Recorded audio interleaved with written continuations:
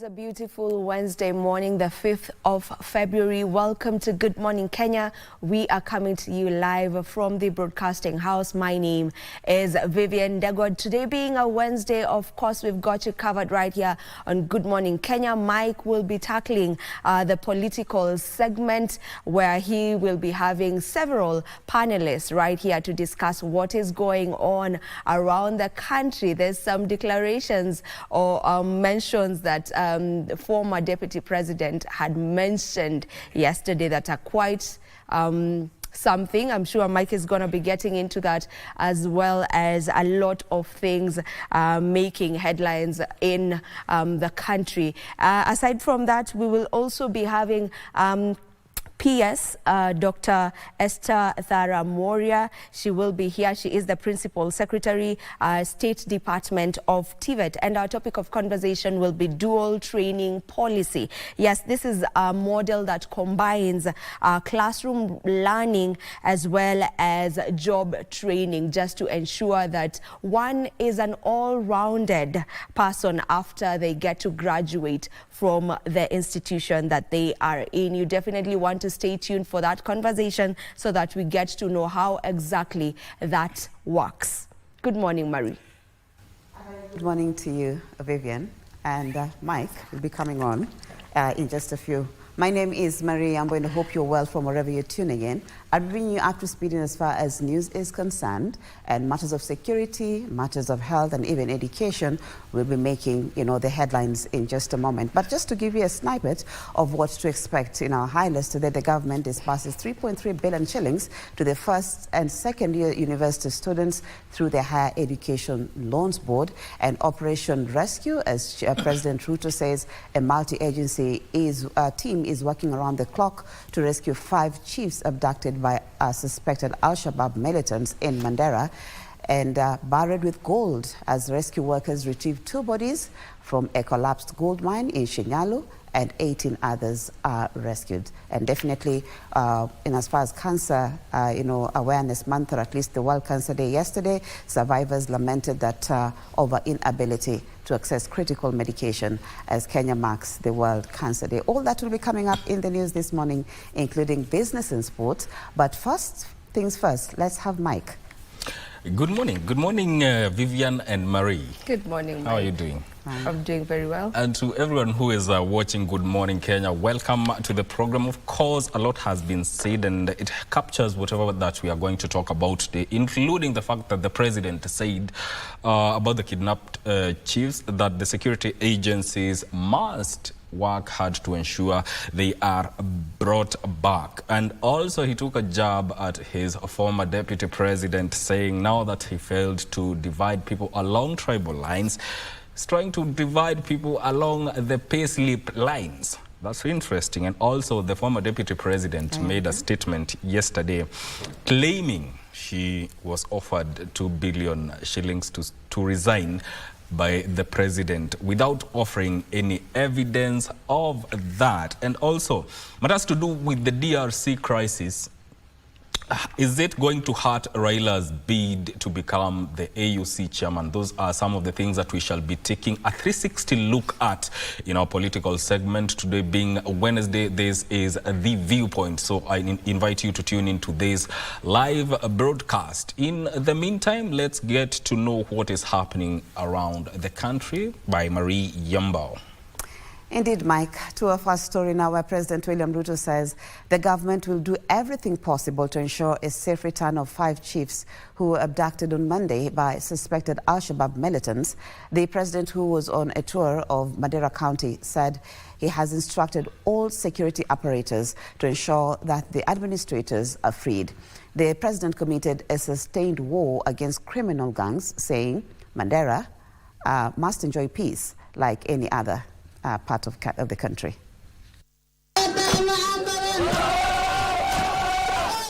President William Ruto on Tuesday began a week-long tour of the northern Kenya region,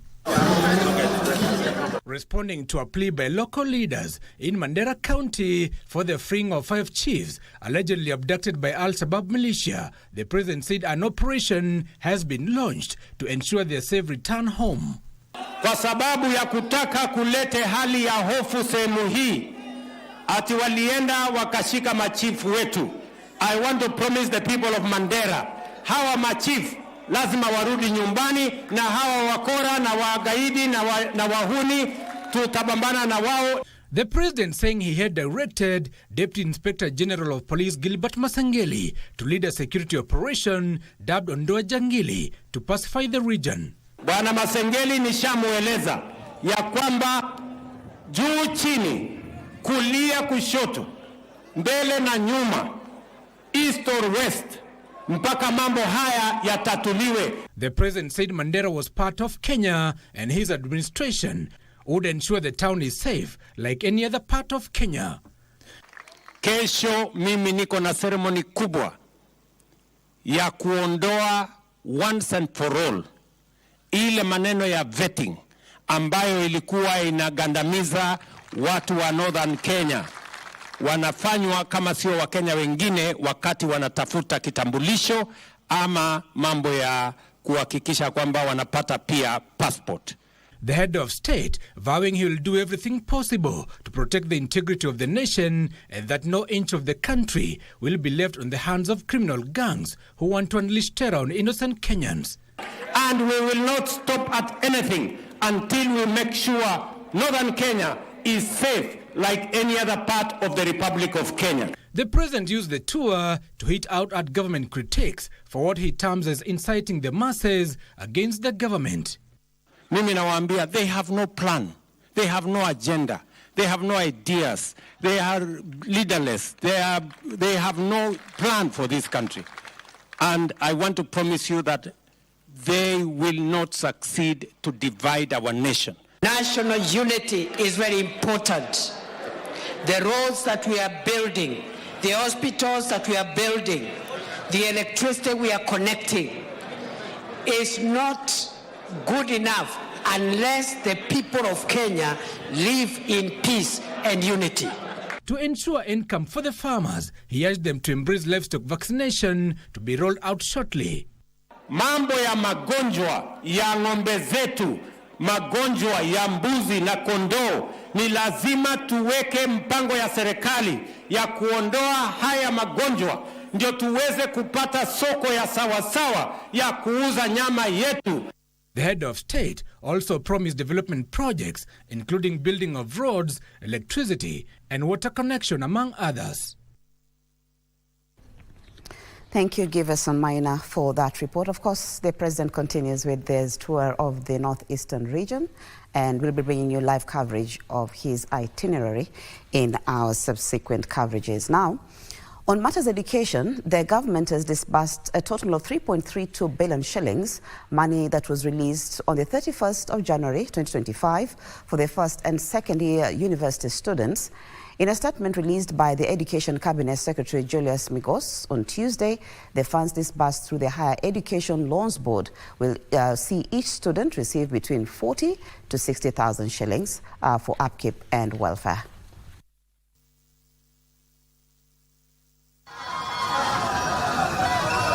Just a day after a section of students from the University of Nairobi and Kenyatta University stormed the Higher Education Loans Board headquarters at Anniversary Towers in Nairobi, demanding the release of their capitation, the Minister of Education says 3.32 billion shillings was disbursed on the 31st of January 2025.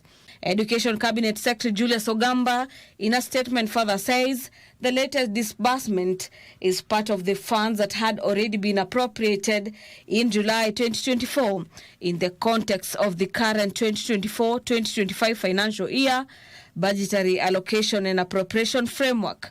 Students, according to the Education Cabinet Secretary, will receive between 40,000 and 60,000 shillings for upkeep and welfare.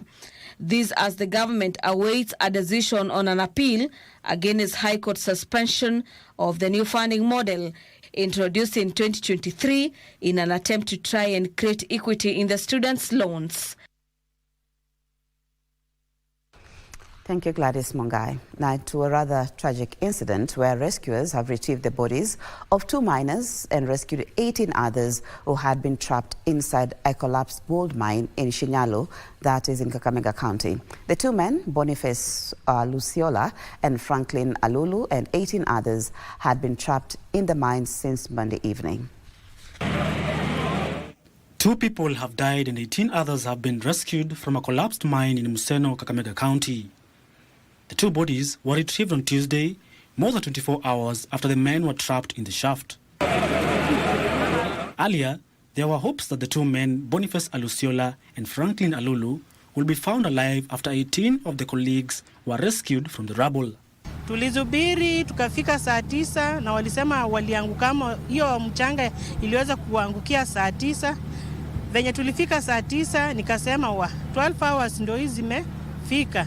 Nilihuzunika, lakini yote nikasema nimeachia Mwenyezi Mungu, sababu bila Mungu yote ni ngumu.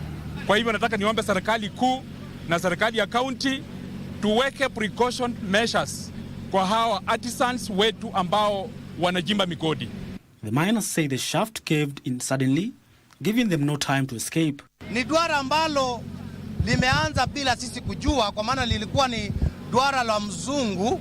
So wakati wameanza, uongozi wa hapa au kujua, pia sisi hatukujua, walikuwa wanaendelea kufukua ndio waanze kufanya kazi ili tuje tuwapatie, tuwaeleze kuhusu safety protocols. So watu ambao sisi tumeona wawili. Kakamega County Governor Fernandez Baraza announced that the county government will waive the medical fees of those rescued from the mines. Tuombee wale ambao wako pale chini, tutafanya juu chini ili tuhakikisha wametolewa hapo, na mpaka saa hizi tumepatiana mifuko ili waweze kufanya safety hapo chini, lakini kitu ya maana ni kwenda kuombea. More than 200 artisanal miners operate the Museno mines, most of whom are ill-equipped. To matters health now, where a consortium of civil society organizations is demanding immediate action from the government to improve treatment services to cancer survivors offered under the Social Health Authority. This follows claims by a section of cancer survivors in Nairobi of their frustration due to their inability to access the life-saving medication.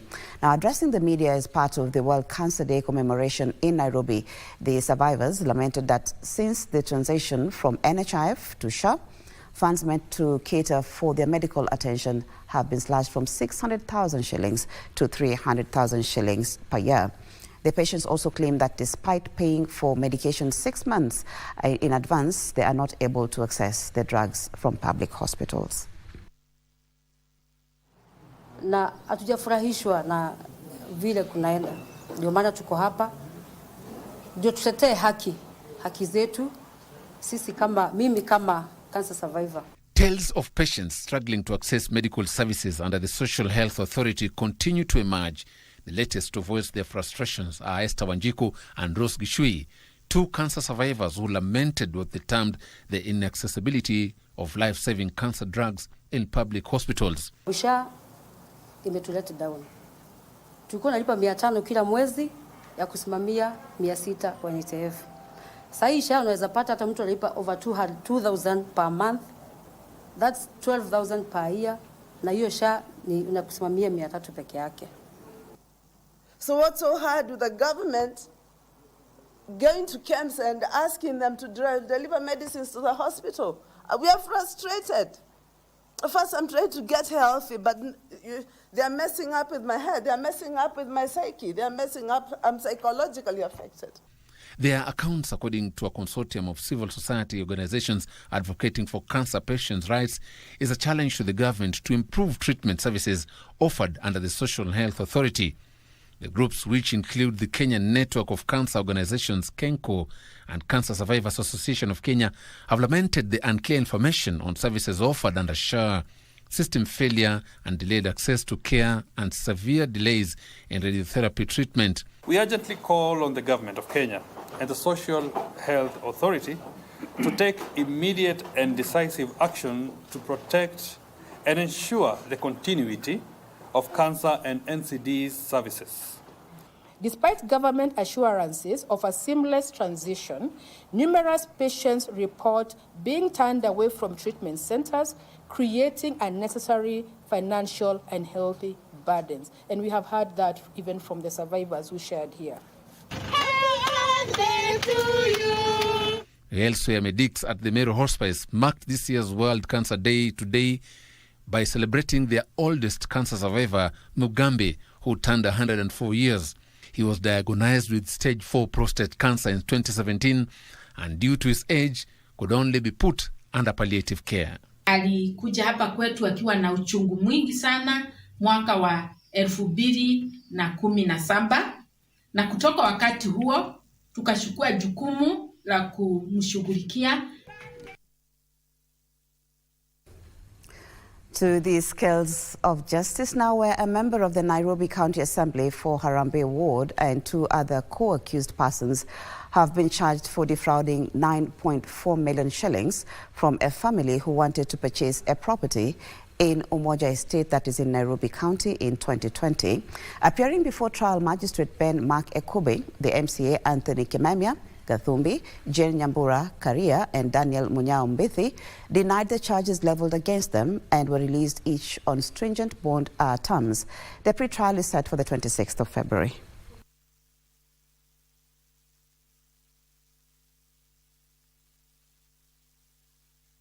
He was not even summoned, actually. He was just arrested, Your Honor, and even denied police cash bail.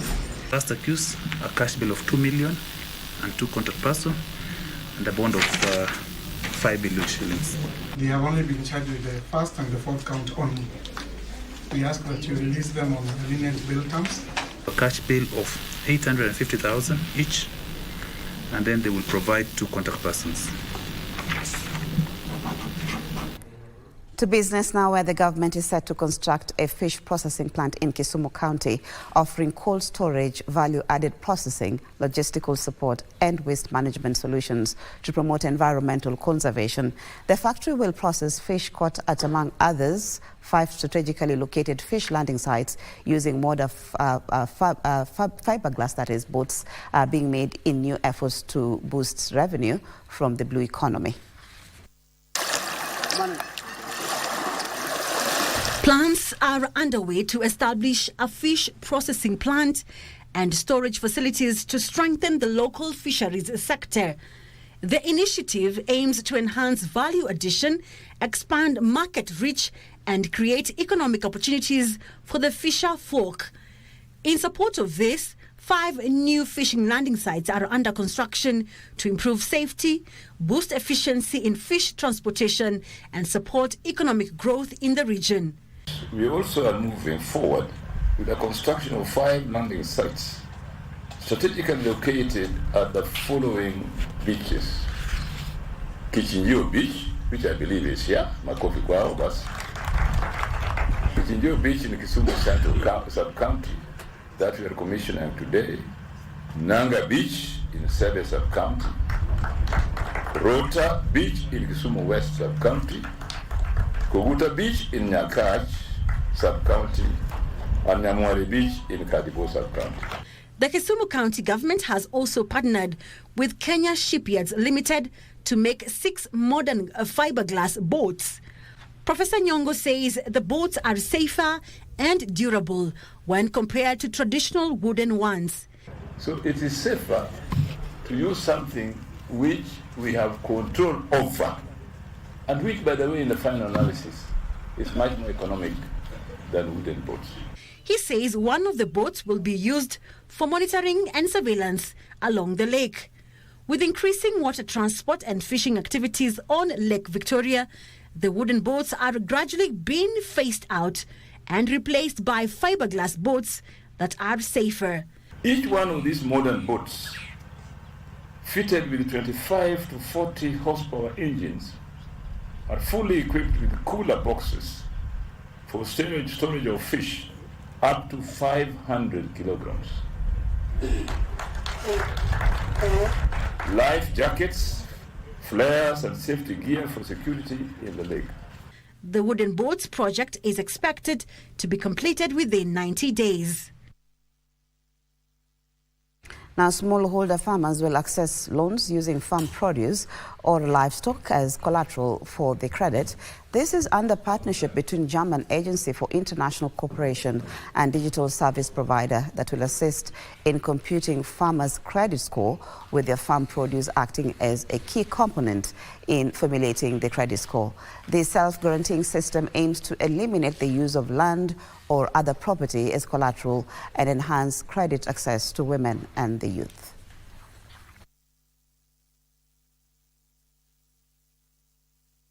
We are launching a solution that is for farmers.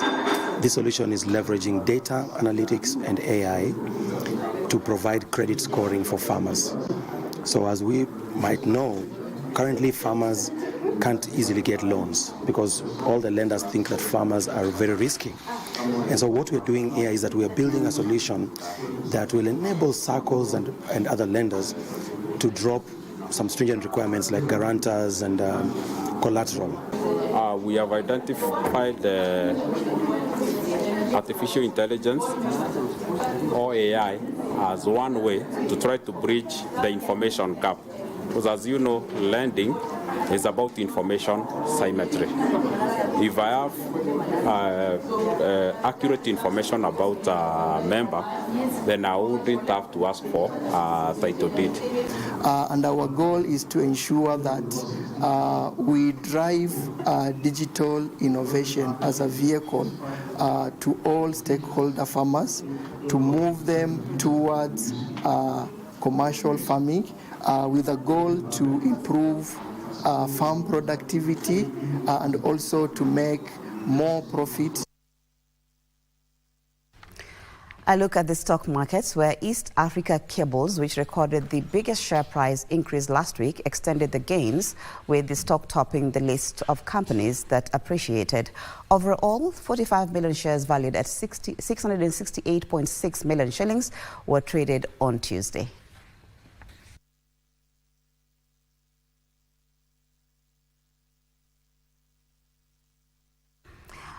Well, we look at sports now, where the Kenya Lionesses lost their second match to South Sudan in the ongoing FIBA Women's AfroBasket Zone 5 qualifiers in Cairo, Egypt, to dash their hopes of qualifying for the Continental Showpiece scheduled in Cote d'Ivoire from the 25th of July to the 3rd of August this year. Now,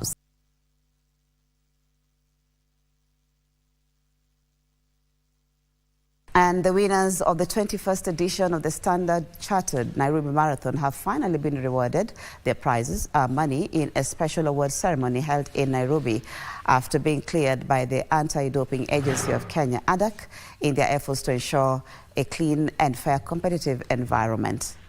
Kurgat Kimeli and Gladys Chemutai emerged victorious in the 42-kilometer race to pocket 2 million Kenya shillings each. Dominique Kipkurui and Caroline Koech, who were the runners-up in the men and women's categories, received checks worth 1 million shillings, while the second runners-up, Peter Kwemoi Ndorobo and Joy Kemuma, were given 500,000 shillings each.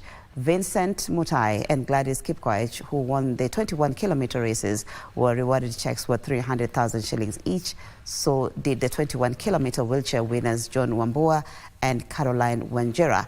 The Standard Chartered Future Makers initiative, which empowers the youth, women and persons with disabilities, also received a check worth 43 million shillings raised during the marathon. The 2024 Nairobi Standard Chartered Marathon was held on the 24th of October and drew over 25,000 participants from more than 90 nationalities. Partners or implementing partners, that is Light for the World and Sight Savers, targeting youth, women and persons with disability. Let the athletes protect their sport, let them protect themselves, let them ensure that no prohibited substance that enters into their body, because we can confidently tell them that we will still continue implementing anti-doping program for the marathons.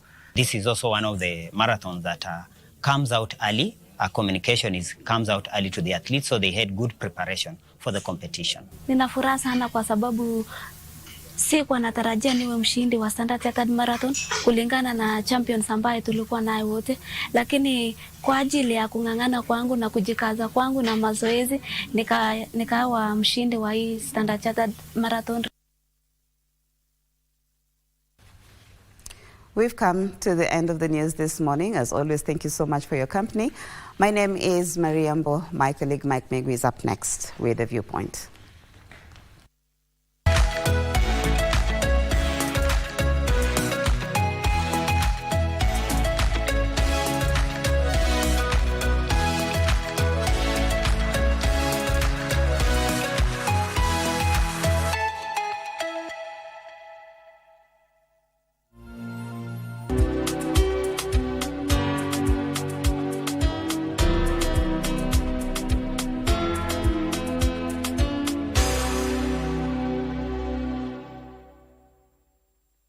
Are you a talented artist? Or are you passionate about a topic you want to discuss? But money can be very hard to find for an upcoming artist. Don't worry, Studio Mashinani has got your back. Sign up on ajira.co.ke to book a session with our music and video producers across the country. Work on your music, jingles, spoken words, and even podcasts to realize your dream. All for free. Studio Mashinani, Radani Talent. Kijana wangu hatateseka zaidi kwa sababu ya uvumi. Umekula ndizi, utasahau. Mimi nimekanyaga ganda lake na nikaanguka. Kichwa maji sana. Unaonekana ulipozaliwa hichi kichwa chako kilipigana chini hichi. Maana hata si kichwa maji, ni kichwa uji. Sitaki kujua. Na kuhusu huyo Kalume wako, hayo matapishi yako mama, tafuta jinsi ya kupambana nayo. Usiafagie mlangoni kwako ukaniletea kwangu. Pambana na hali yako. Huyu ni mimi kwapi? Hizo hasira zako utanaribia mimi mtoto. Mtoto saa zote anipiga mateke humo tumboni. Huoni kama alikuwa hujui jamani. Nishawasha moto. Wacha kawakie mbele.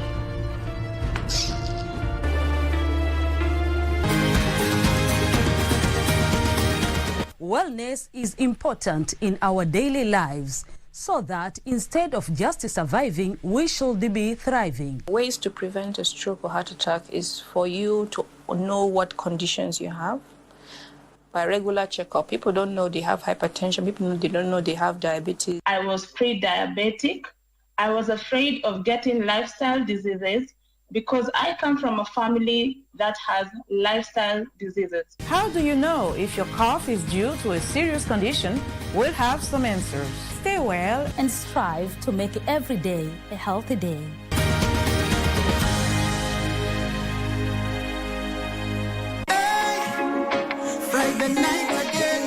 Greetings in the name of the Most High Jah Rastafari. My good name is Marley Moses, the positive warrior, alongside... Yes, sir, DJ D-Rage, the baddest. Each and every Wednesday from 10 p.m. on KBC Channel 1 TV. Tunakuletea the biggest reggae party in 254 in a yard extra. Extra niceness of reggae music. Extra dose of entertainment. When the thing is nice, we have to do it twice. Mimi Kefe Chuma. Wewe chuma inatoka wapi? Wewe kama ulimi ni msito siwachane naye. Tumuite jina ingine. Lakini wewe nini ya kusumbua? Kwa nini? Zilikuwa C4, zile za C4 na kuruneti si kitu moja. Guruneti ni guruneti. Sikiza nikwambie mami. Tulijua ni guruneti ile inatumika kwa kware. Ilipolipuka mimi nikainuliwa juu, huyu mama kainuliwa juu. Tukajipata tumelaliana in the new year. Why do you want to suicide yourself? Mimi hakuna pale nitaka kujisuicide. Na kufungua mheshimiwa nikiwasha kumbe ilikuwa ni nuclear bomb mheshimiwa. Sikujua huyu nani mwingi amenihusia vitu ambaye it's not legit mheshimiwa.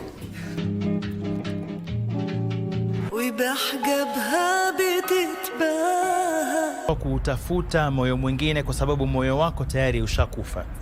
Yaani unapaswa kutekeleza ibada ambazo zitaweza kuuhuisha moyo wako. Anakaa lisali moja tu yeye yuacheka tu, subhanallah. Mtume anasema usifanye vile, hakika mtu kukithirisha kucheka inauua moyo wa mwanadamu. Swala zote na salamu zimfikie Hashimu.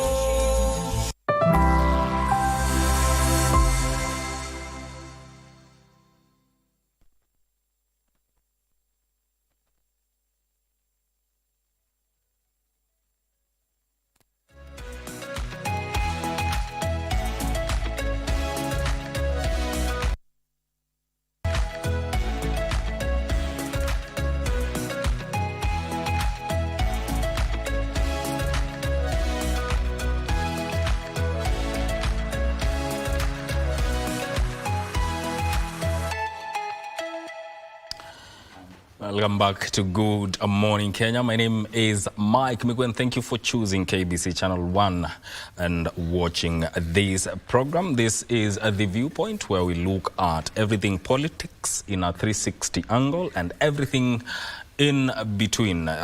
We are going to start with what is reported on our local dailies before I even introduce my guests.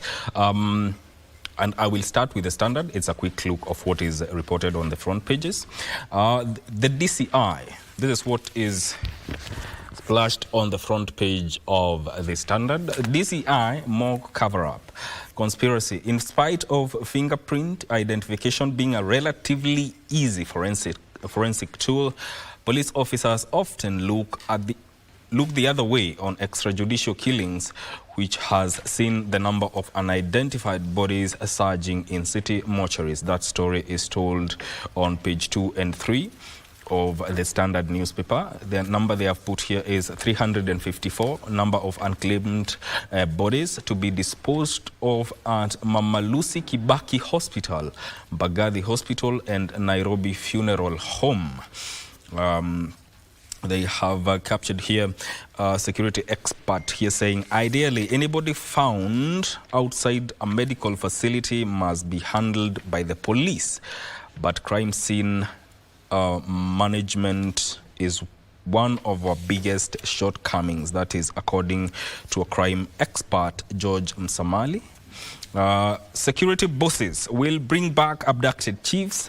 The officers say they have made contact with the 5, and it is a matter of when, not if, they are reunited with their loved one. That story is told on page 4 of the Standard newspaper.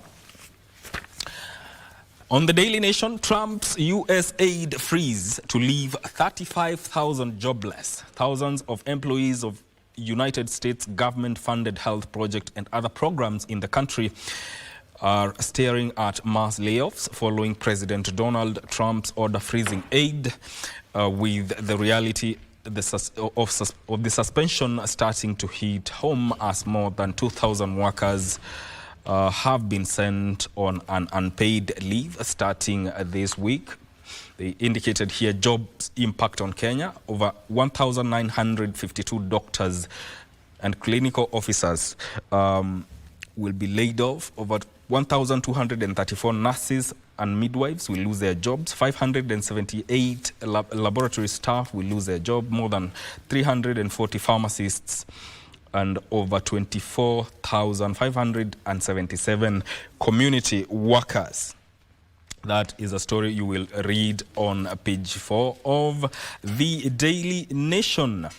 Treasury now seeks to avoid Gen Z wrath on 2025-2026 finance bill. Read that story on page 8 of the Daily Nation. And now on what is reported on the front page of the Star.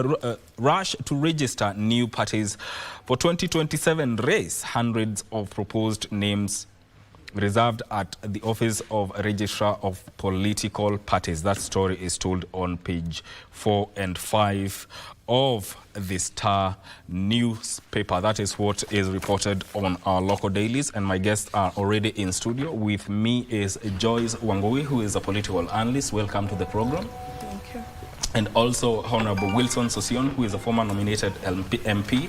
Welcome to the program.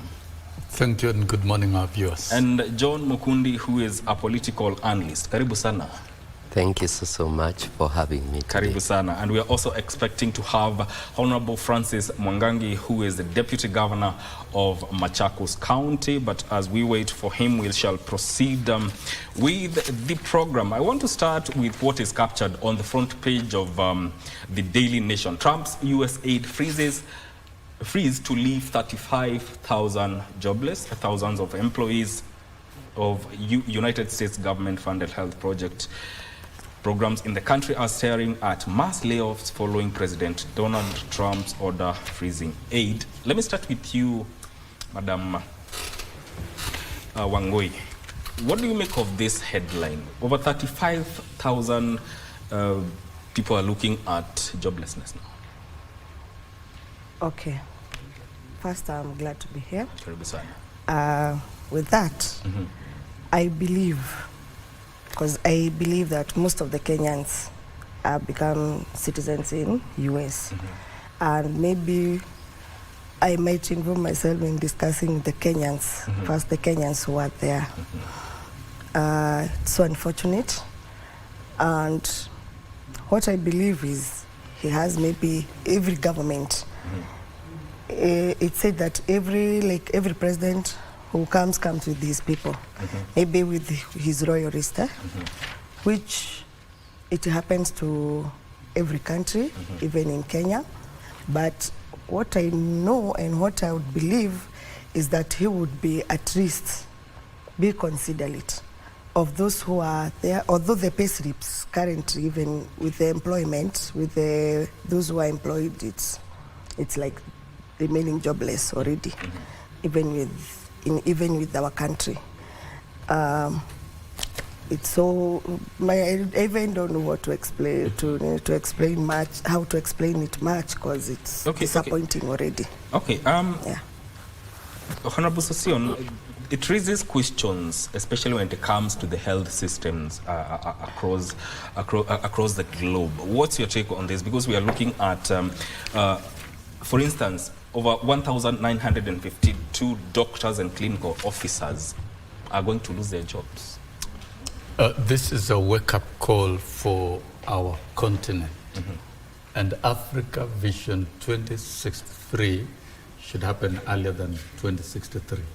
Because we don't need to look outside Africa for Africa's prosperity, for jobs, for a working healthcare system.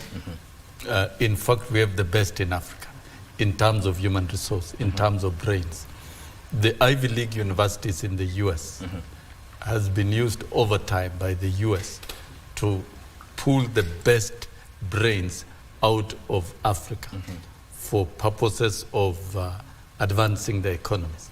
But I think the Trump message is and policy is a wake-up call. And it's not only going to be Trump. We don't know about the future presidents who will come. He'll speak about America first. So everything maybe will be about America. Why can't we talk about Africa first? We should not be lamenting. What is it that we can do to make Africa more prosperous and accommodative in terms of jobs, where the jobs availability, technology should be here. We should be able to add value to our minerals. We should have our own Silicon Valley. We should manufacture goods for the rest of the world. And that brings me to the current political vision, which is very strong. That of developing what we call intra-Africa trade. Why do you have these borders in Africa? All these borders must be blown up, and we have free movement of goods and people in Africa. We can federate Africa politically, so that then we have even eventually one currency and one central command of organizing Africa, and very good transport and infrastructure network, so that we don't think of our villages when it comes to jobs. Our sons and daughters can go to DR Congo, can move to any part of Africa, and still prosper. We have the most potential continent. It is only that many years down the line, the post-colonial, we still have colonial confusion, and we have been disorganized by outsiders. It's now time we wake up. And I think what will be happening in 2 weeks' time in Addis Ababa to re-engineer the AU leadership and hope Raila Odinga will be elected the AUC chair, not for political purposes, but for the intentions of transforming. It will give us an opportunity as Kenya to put our best foot forward in driving the transformation framework for the continent. We cannot think in terms of our village. We cannot think in terms of Kenya. And we must prepare to see more Congolese working here in Kenya and doing business, to see more Sudanese, and to see movement of people and goods.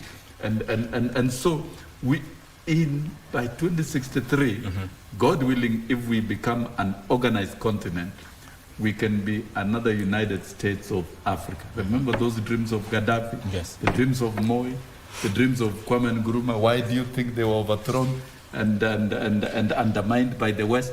Because of that big dream of uniting the continent. That dream is not dead.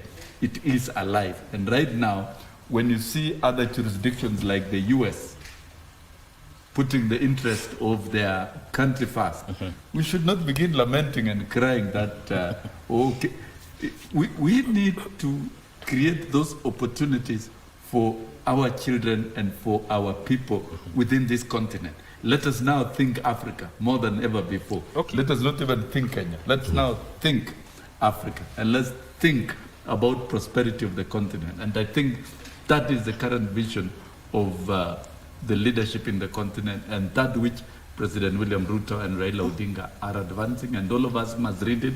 We must buy that script. We must recite that script. We must push that agenda. Let us all collectively be part of that agenda. We lose nothing by supporting that particular agenda. All right. Mukundi, I want to get your sentiments on this, because these are Kenyans who are looking at mass layoffs and eventual job loss. What is your take on that? And based on what Honorable Sosion has said, how should Kenya or the continent think henceforth? Thank you. I think Africa is still not independent. We are independent on paper, but not independent completely, because we are still relying on such particular policies of other nations so that we can be able to survive, and so that we can also have some jobs for our people. And still, whatever I think Mheshimiwa is saying, it is a very important thing. But I do not know how it will come to pass, because it is easier said than done. For one reason is, right now, you realize the policies like the ones that we have for this country, is that we are doing some brain drain. It is like we are taking some of our people who are qualified in this land, we are taking them to Germany, we are taking them to other nations so that they may work there. So as much as we are talking about making Africa wake up, still I think our leadership requires to wake up in the matter in which it is taking some policies. And once we are able to follow those policies to the letter, we make good policies and follow them to the letter, I think by so doing, we will get into a position whereby we will be in a position to make Africa a better continent. Again, as we talk about our jobs, because we are talking about creating jobs and making, let's say, Africa a better place, it is also important to ask ourselves, now that we are making Africa a better place, are we actually putting some enabling environment to create jobs in this particular nation? Like the role of the government is actually to make, to create an environment that can be able to assist people to establish enterprises, to establish companies that can be able to even employ people. But you realize, as we are talking right now, is we are having some policies that are fiscal policies that are not creating any good environment, especially for this particular thing to work. So we have a lot of companies that are closing down, and therefore we are still complicating the problem of unemployment in Kenya, rather than causing employment to work. And I think it is all about the policies that we are using. It is all about the matters that we are putting in place as a government. So the government has a long way to go, so that we do not over-rely on foreigners to solve our problems. It is us who should solve our problems. Yes. That is very interesting, and it also talks about how it impacts not only those who are affected by the job losses, but also those who are affected by the kind of help that this US offers into Kenya. We are also joined by Honorable Francis Mwangagi, who is the Deputy Governor of Machakos. Karibu sana. Asante. How have you been, and Happy New Year? This is the first time tunaonana hii mwaka. Happy New Year. I've been well, I thank God. Yes, I've seen you and Sosion were sharing a joke. Would you share with us what that was? No, that is specific to the two of us because, you know, we have a special history. Of course. Personal level, and if he jokes around in this show, yeah, by the end of the show, you'll not find his wife at home.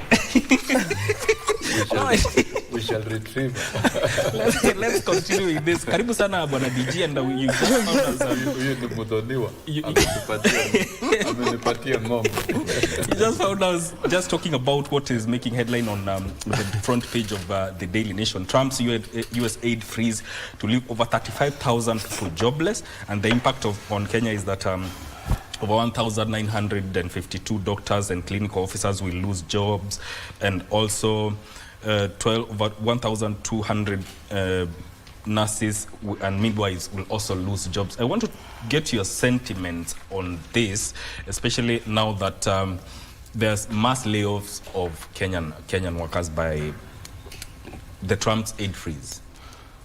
Thank you first to God and you for the invite, and I also appreciate my colleagues. Yes, there's going to be losses, but you know that policy was for 90 days.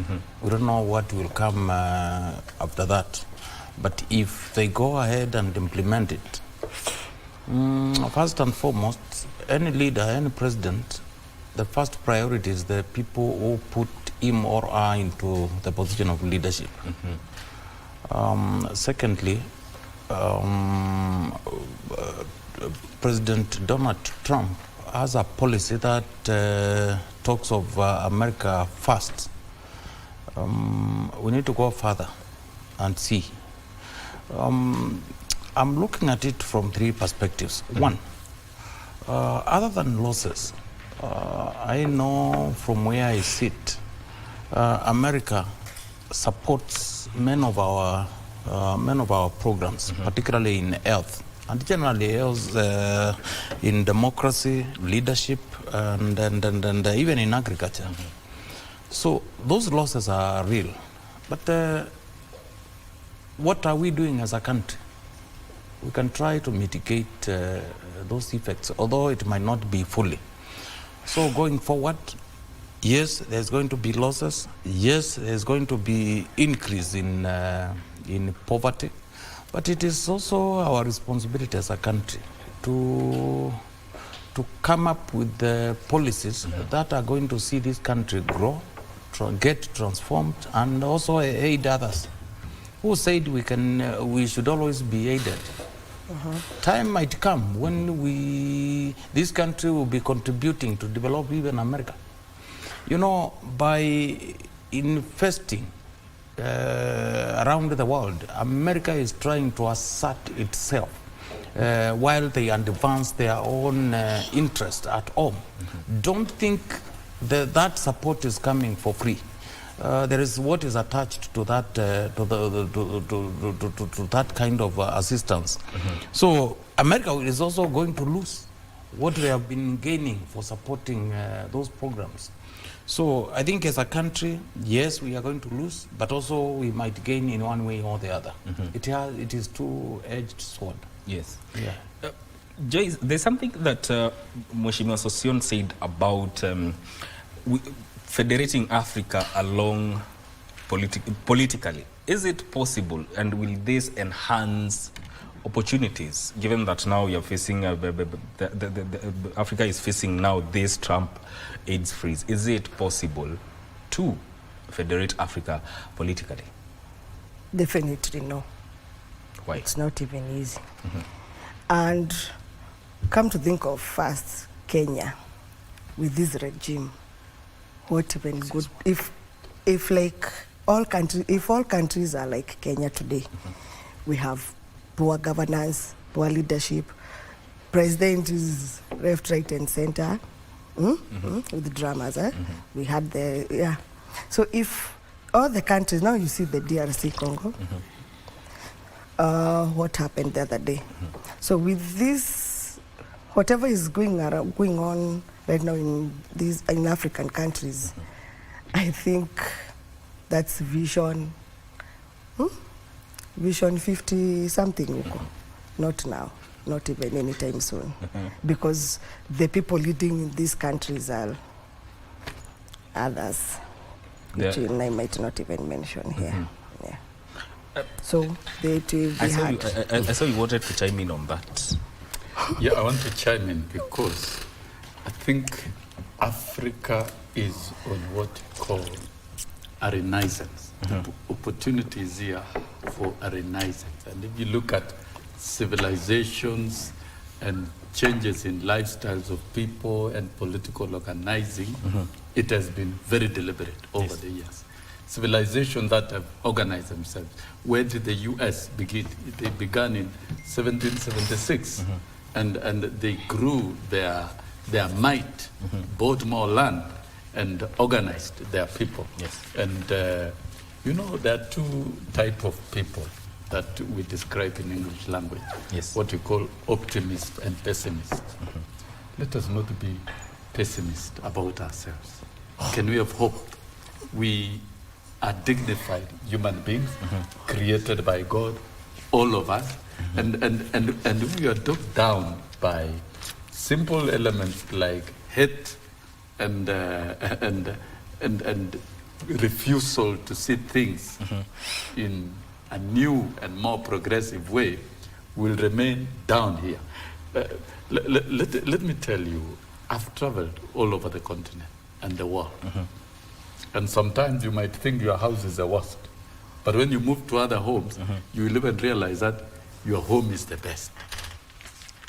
And let me say about Kenya, that this is one of the best democracies in the world, not only in the continent. One of the best democracies in the world, where there's freedom, there's there are good political discourses, and we are doing very well. The only thing that we need to do is to strengthen our governance and look at things beyond. We have one of the best countries, and the leadership that is in place, whether in government or opposition. This is a good country by any standards. And if you want to know, move out of Kenya and visit all these jurisdictions within the continent. That is when you'll know that we are in a good country. And there is nothing wrong with dreaming good dreams. What Museveni has been preaching across the border, we are talking about East African community. Already East African community is borderless. To go to Tanzania, you don't need a passport, you only use an ID. You use an ID to go to Uganda. The civil service in Rwanda, majority of the civil servants in Rwanda are Kenyans. So it's already a reality that there is free movement of goods and services and people. I was the president of Education International Africa, and I brought together the teachers of the continent. And within East Africa, we operated within what we call Federation of East African Teachers Union. And teachers are coming together. This is a practical reality. Political federation is a reality if there is cooperation. And if Africa can work independently without being undermined externally. When you look at what is happening in DR Congo, and you could see French mercenaries. When there are French mercenaries, then it means the French government is interfering with the Francophone countries and political stability of those particular countries. What I'm talking about is that Africa has been divided post-election by the former colonial masters so that Africa cannot integrate. It is now time that Africa, we must accept that reality. There is nothing that cannot happen. Where there is a will, there is a way. And if we think we are men and women who cannot do it today, there will be men and women who will do it tomorrow. We are seeing what Traore is doing in the West.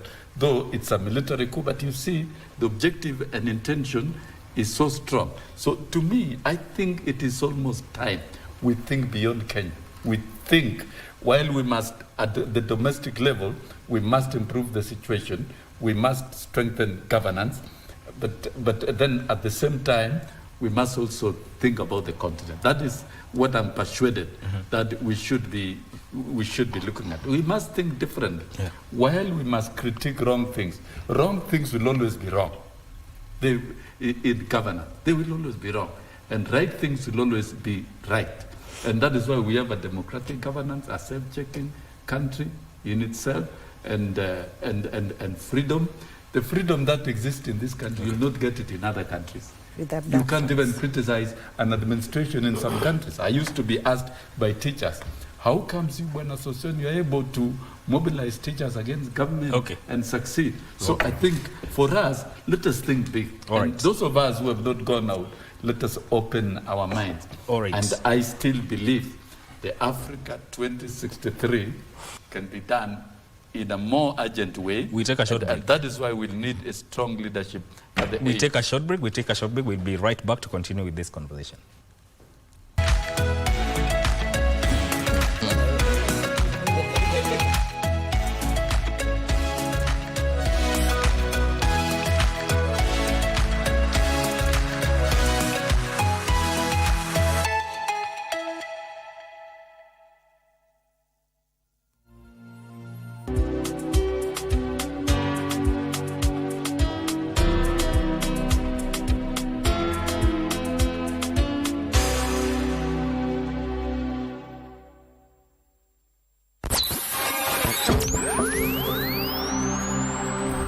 Tunapowasha vifaa vyetu, tunapata fursa ya kutangamana na wasikilizaji wetu. Karibu sana thĩinĩ wa tabarĩra ya Rwiga. Tunapeperusha utangazaji ulobobea katika habari, nĩ ũndũ wa macio na mangĩ maingĩ, burudani, aha nĩ harĩa tũkoragwo tũkĩigua nyĩmbo mwaki nyĩmbo hota na hamasisho la kiroho. Usiachwe nyuma.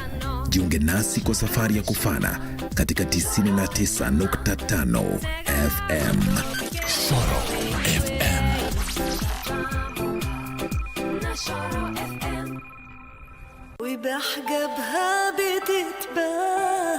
Kutafuta moyo mwingine kwa sababu moyo wako tayari ushakufa.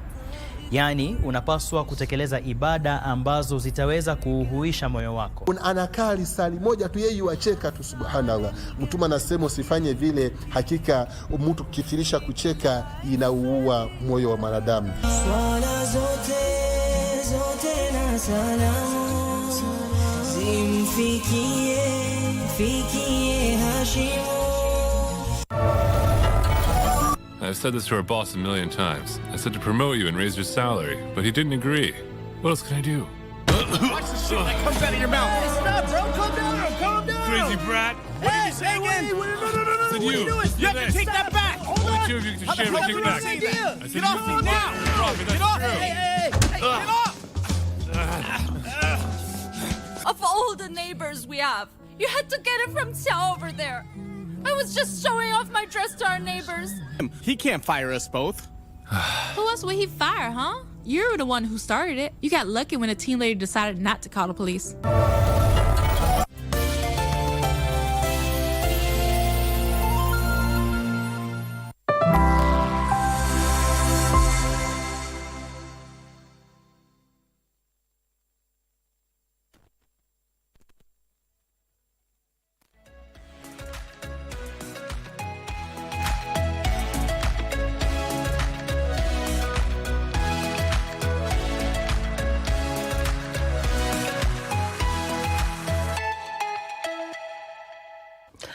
Welcome back. Honorable Francis Mwangagi is the Deputy Governor of Machakos. We have Joyce Wangui, who is a political analyst, Honorable Sosion, who is a former nominated MP, and John Mukundi, who is a political analyst, joining us here on Good Morning Kenya.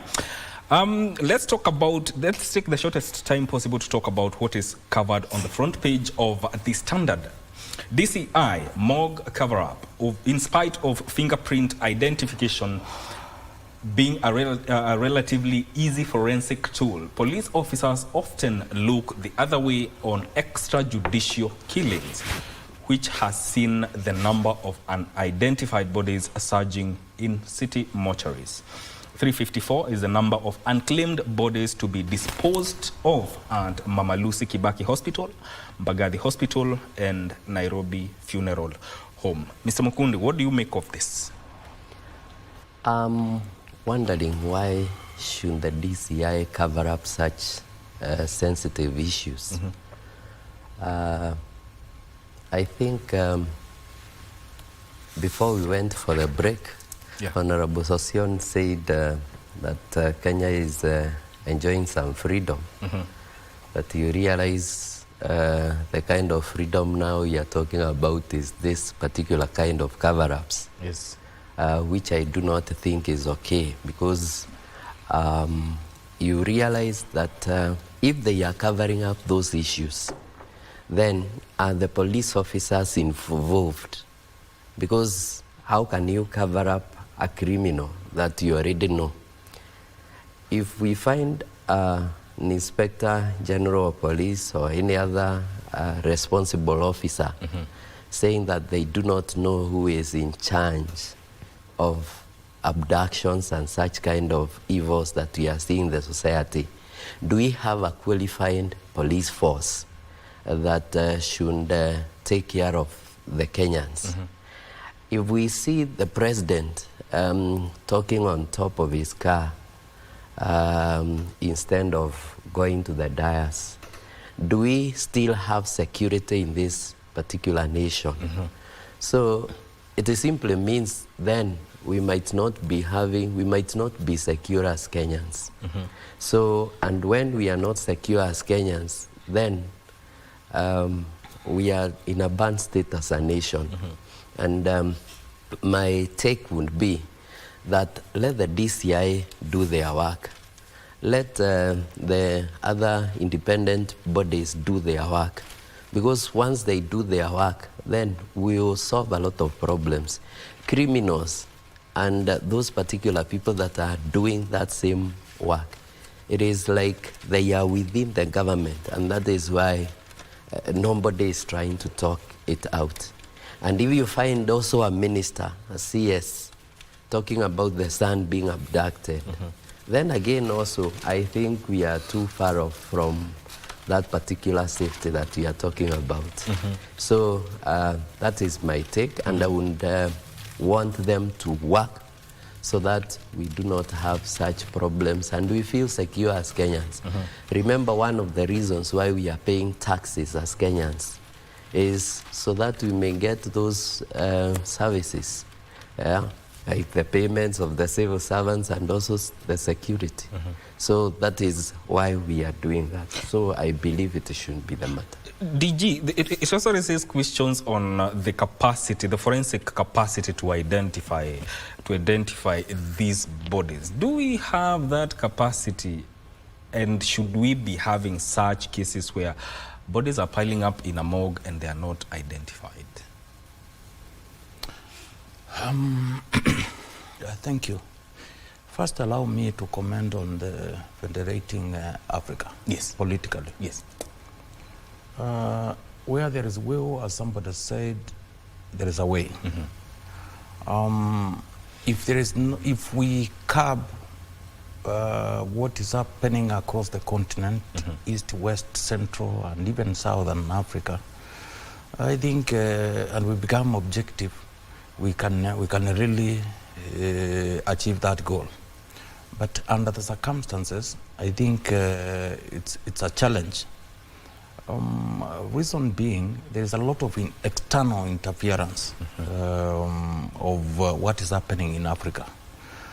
Military coups, civil wars, and these are some of the major challenges that are really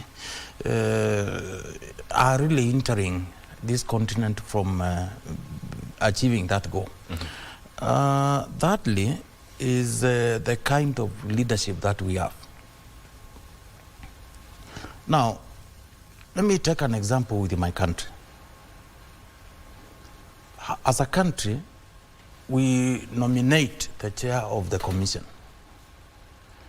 But at the same time, our own man-made artificial blunders are also, after using all those resources, going against that mission.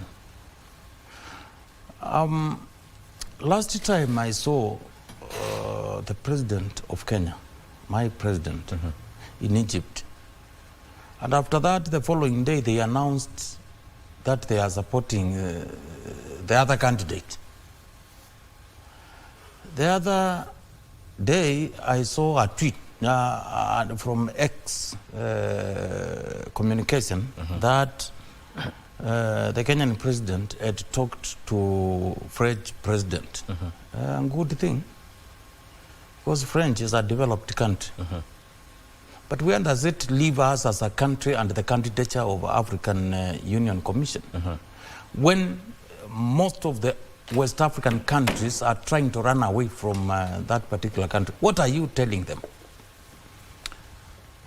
So look at the war in Great Lakes, particularly in DRC, Congo. The manner in which Kenya is handling that matter, it is like we do not have a clear foreign policy on how to deal with some of these matters. And I think I've seen so many people allege that even at cabinet level, it is like almost a single man show. And I tend to agree. Because if we can allow professionals to do their thing, politicians to do their thing, policymakers to do their thing, without this know-it-all approach, then I think as a country we will transform. And that is a lesson we did not learn from the third president, the late President Emilio Kibaki. That even assistant ministers were given tasks to go and execute.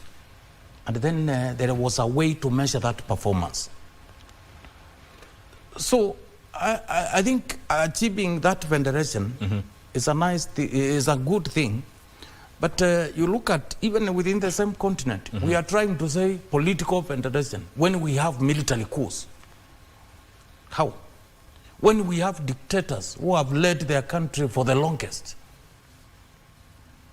So we have Agenda 2063, which stipulates creation of jobs, ensure the continent is secure, all manner of things, transformation.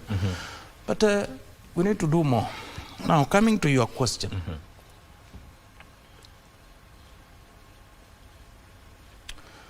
Let me say this. Personally, I've engaged in internal security affairs for almost 10 years. And I can tell you, today, if Kenyan National Police Service is left to do a job, they can do it professionally. These extrajudicial killings, you will not see them. They will arrest criminals, take them to court. So far, Sosion's Kenya Kwanza administration has not told the country. It is Kenya. Has not. No. The government is for Kenya, but administration is. You see, Kenya Kwanza. These abductions have been ongoing for many years now, since they came to power. It did not start with JNC. It started way back during the opposition-led demonstrations. Many people were killed, others disappeared, and it continued until even after JNCs. What I think Kenya Kwanza decided to do, in my own view, is to use their influence in the administration to create a parallel group within the security sector that is doing killings. It is possible what the leadership of National Police Service are saying, that we do not know what is happening. There is likelihood, maybe they know, but they can't talk about it. It is impossible for a country like Kenya to carry out some of these things without the knowledge of the government. When I saw one of the strongest signs to back what I'm saying is so far, even Sosionia cannot condemn these abductions. Publicly will not do it. Kenya Kwanza has adopted a policy not to condemn this INEAS Act. Instead, they are telling parents, you guys, you see, you are not taking care of your children, you are not guiding them, you are not. Is that a justification, really, to abduct the future of the country? We are behaving as though, I don't know, Kenya is a fragile and a failed state when it is not. You achieve nothing by killing and abducting these young ones. In any case, you are creating a resistance that will come together and dispose of this administration at the right time. It's not, and you know, Kenyans know what is happening. Yeah. You have seen even names of the people who was elected to lead this thing. That is a dangerous route for a country. When you see something that appears to be a country of 44 communities, or other tribes, you see a section, just one single community is the one that is leading the abductions, and it is a dangerous thing for a country. I'm telling Kenya Kwanza, please stop this. Don't sink our country. You took a stable country. So I think the issue of capacity, the government can do better. In the country, in a country like Kenya, we can do better. Yes. In terms of identifying who these bodies are, I think the capacity is there. We have serious pathologists in this country, and we have the proper technology as far as I'm concerned, both in private and public. If we want to identify these bodies, we can do it. Question is, why does it take so long? You know one thing, let me tell you. From where I sit, anything that government does not want goes the way you are seeing that headline. Simply because the government is not interested in this thing.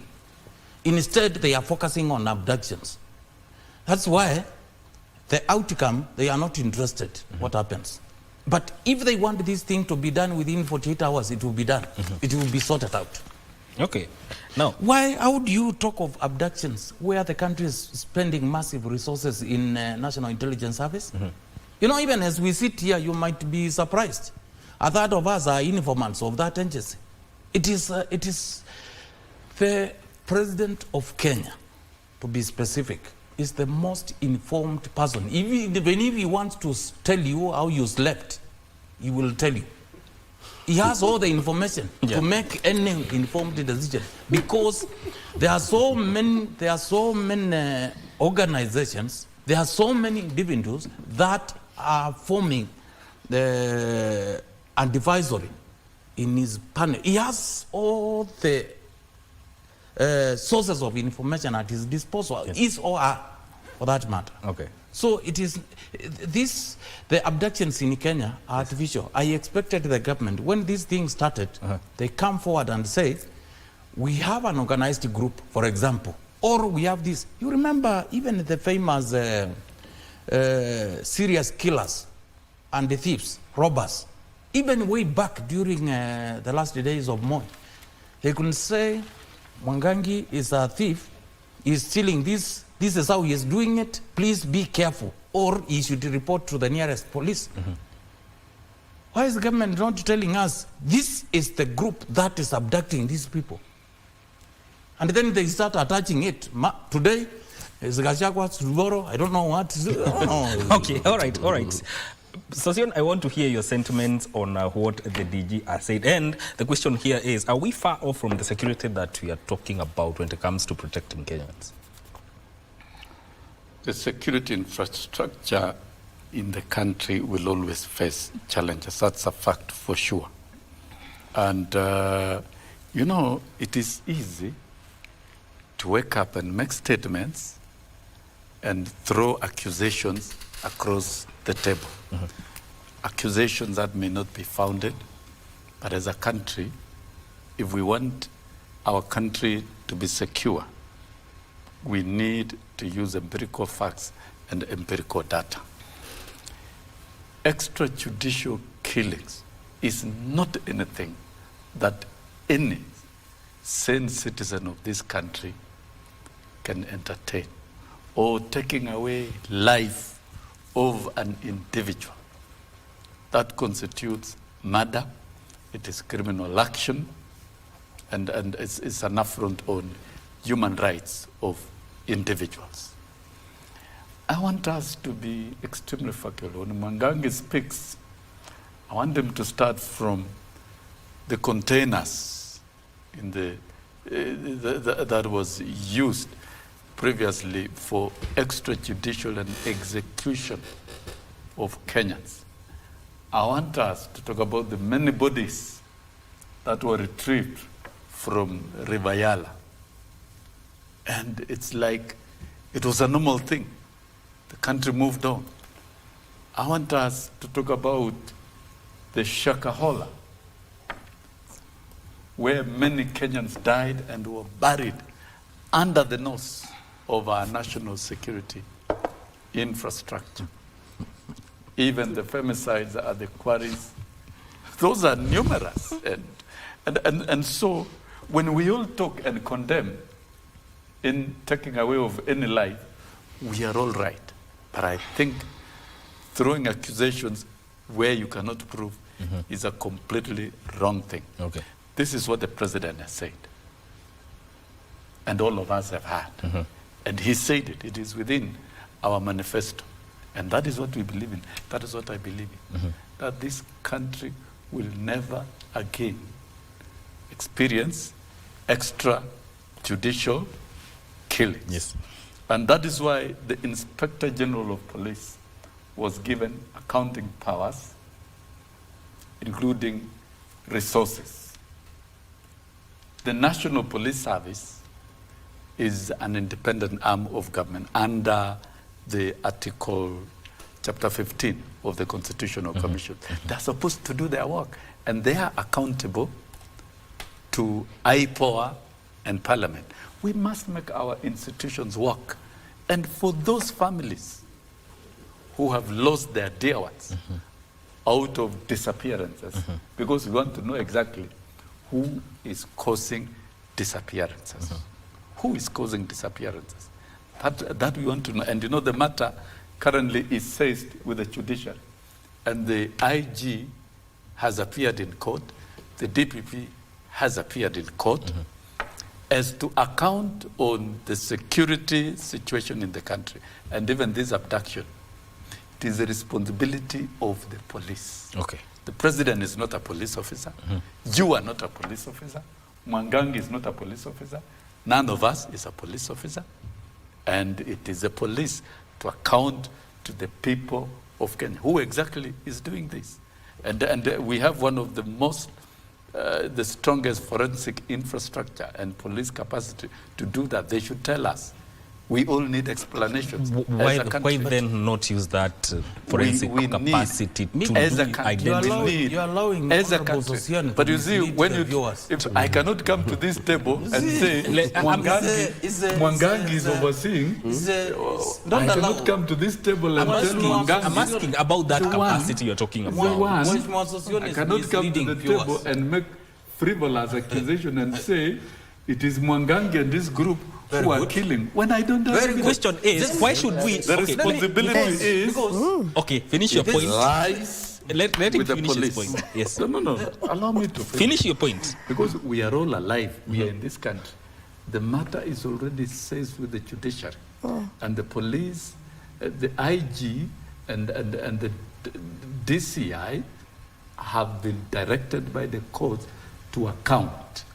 So once the matter is with the judiciary, and you know we are a country of the rule of law, we allow an independent judiciary to do its work, and so the executive cannot interfere. Let them account. Let institutions in this country work.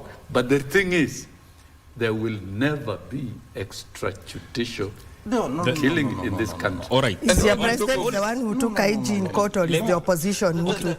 Let me teach you. Yes. Have you ever pursued let him make his point. The numerous bodies? Let him make his point. We are just sick and tired. Fair.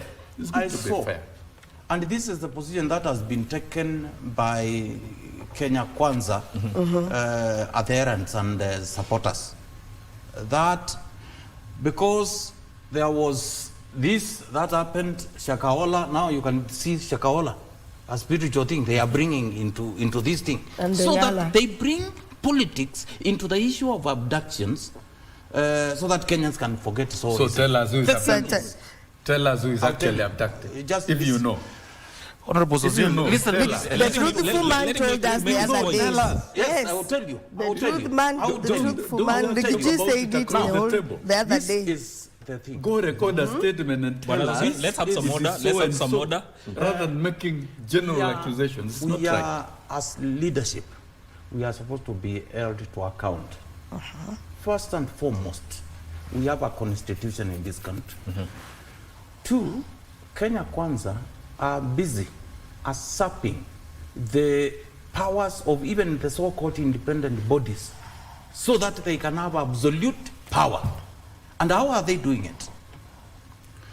When you say, and I stand to be corrected by Honorable Sosion, there's a government that is elected and is in power. Their cardinal rule is to protect property and life. How then did abductions happen? Through the How police. then did Kenyans be killed 1, 2, 3 to almost, the ones we can account, to almost 100 bodies? Lives lost. The ones we do not know maybe are even 10 times than that number. And that's why we have a government that we need to hold to account. Yes. Who is doing it? I need to be asking They are taking the it to ICC. spokesperson of Kenya Kwanza administration in this forum. We want even It the is ICC. him. We need to hold this government to account. We pay them taxes. Yes. It is not them to start asking somebody like me who is doing it.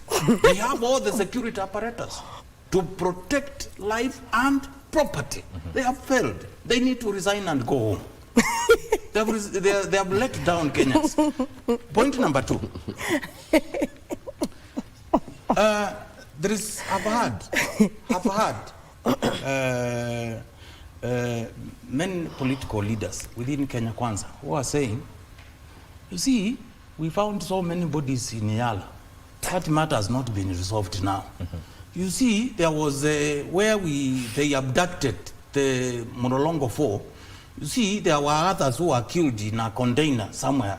The fact, I read that 2 wrongs don't make it a right. The fact that that happened does not even justify their actions now.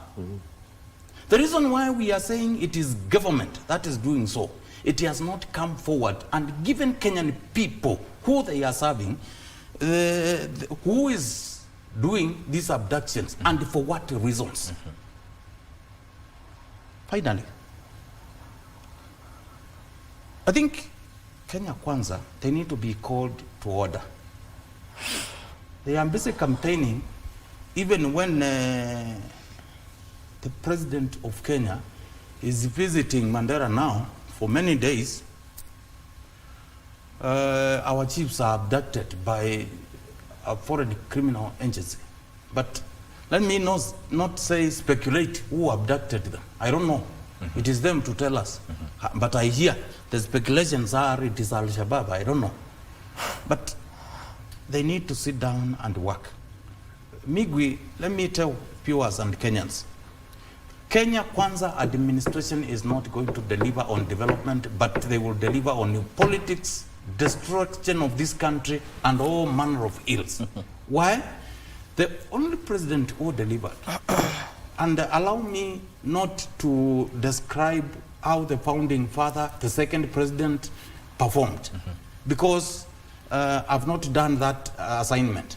But I've done a lot of assignment of what the third and fourth president did. Yes. President Uhuru Kenyatta did not engage in some of these until the election time. President Kibaki, who delivered much of the development and transformation in this country, almost even lost an election because he was busy planning for this country. Look at the policies he introduced in this country. Were policies that benefited everyone across the country in terms of sending it to the very lowest level. Issues like women development, women enterprise fund, youth fund, electricity, monies, everything was sent. Even CDF was sent to the lowest level, that is at the sub-county level. So Sion here are undoing that. They are capturing state institutions for their absolute power. Okay. Yet they are forgetting, even if even if they were to be re-elected, which I don't see anyway, they will not be here forever. Okay. Their time is limited. Right. And finally, please, Mr. Sosion, Honorable Sosion, tell Kenya Kwanza, on behalf of Kenyans, that we need unity. We need, when we are talking about government, we are not criticizing the government for the sake of it. All right. We are putting some of these things forward so that the best one you can pick included in your policy to better our country. Let's take a sentiments break. Like, just 1 minute. Sentiments like it's a commercial. It's a commercial. We're going to take. I'll come back to you for you to finish that point. But we're going for a short break. Don't go too far. This is Good Morning Kenya. You'll finish your point. You will finish your point.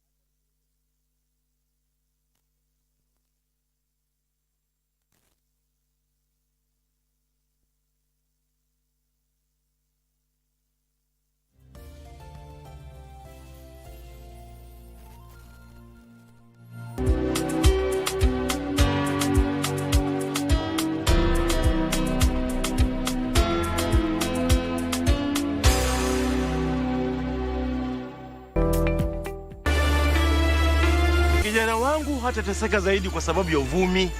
Umekula ndizi, utasahau.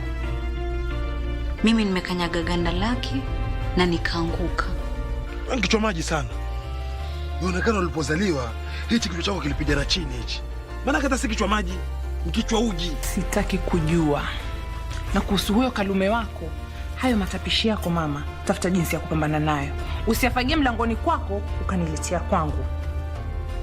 Pambana na hali yako. Huyu ni mimi kwapi? Hizo hasira zako utanaribia mimi mtoto. Mtoto saa zote anipiga mateke humo tumboni. Pole kama alikuwa hujui jamani. Nishawasha moto. Wacha kawakie mbele.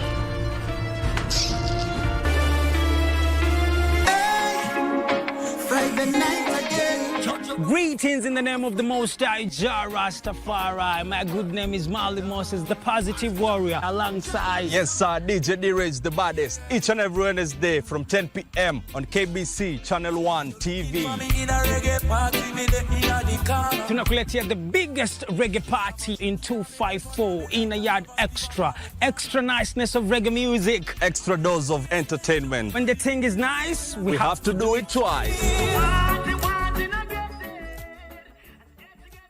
Wiki hii kwenye Mkulima tutajifunza kuhusu nzi chuma. I love BSF kwa sababu it's one small insect but inakuja ku revolutionize kila kitu. By the way, it's therapeutical and iko kwa mkono yako hapo nasikia vizuri sana. Haiwezi kuuma, haiwezi fanya chochote. It's how we see things. Na tubadilishe majamo yetu hapa hivi. Tuambie tu sio kubet kila saa. Let's make our hands dirty and we change our lives. Kisha tuangazie mitambo kadha wa kadha ya kuhifadhi vyakula na kuongeza dhamana. Usikose kujumuika nami siku ya Jumamosi saa 10:30 upate mseto kamili wa kilimo.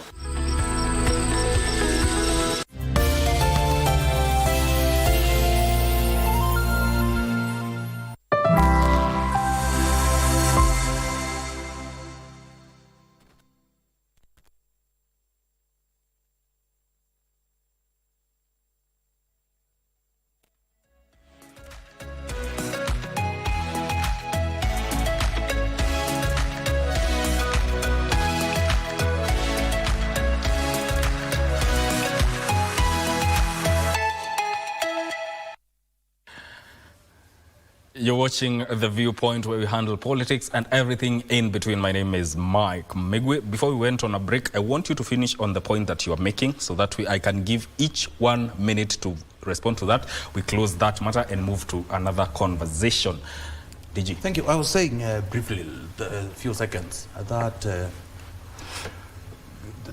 my free hand advice to Sosion and Kenya Kwanza administration is that please, we want a cohesive national country, and that is how the president and the country is going to deliver on development. The other day I saw, and you have the clips, some sections of where the president comes from. One saying, there's no president who has served in for one term. And then he had it and said, if the votes are not enough, we will add. Okay. Secondly, the same week, we saw another one in Baringo. That was in Gishu, President's County. I saw another one in Baringo saying, we know how to manufacture 24-year presidency.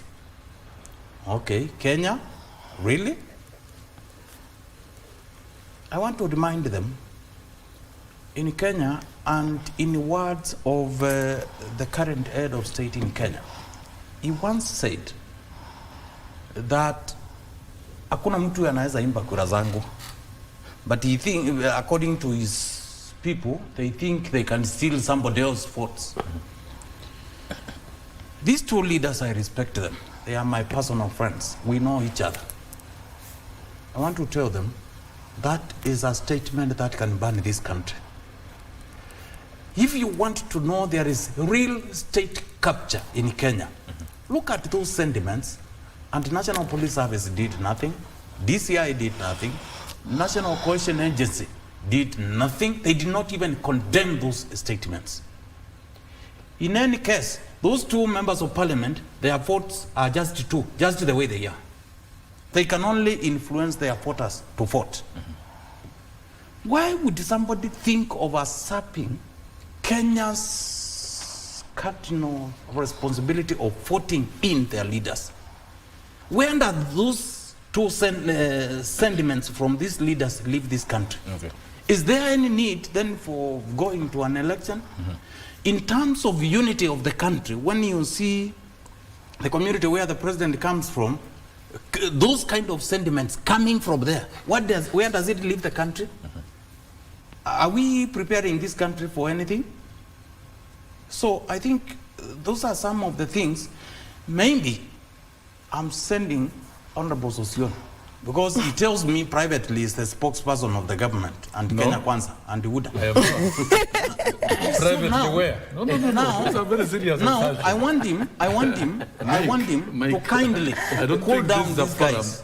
Cool down these guys and ensure. I don't think, other than no, this you unity, must retract that statement. I don't think your personal conversations with Sosion should play out here. Make your contribution without lying to the with the drone, and let me continue. I apologize. I've never told you that. Oh, you are? I've never told you such statements. So don't. Okay, he has withdrawn. Finish on your point so that we can withdrawn and apologize, Honorable Sosion. So the point is, those are. Let's see. Even as we debate here, we are very careful what we say about the other political opponents, because we have a country. The same people they are leading today are the same ones we will lead tomorrow, okay. God willing. All right. If we make statements of that nature, we are bringing disunity and then the hatred to the country for nothing.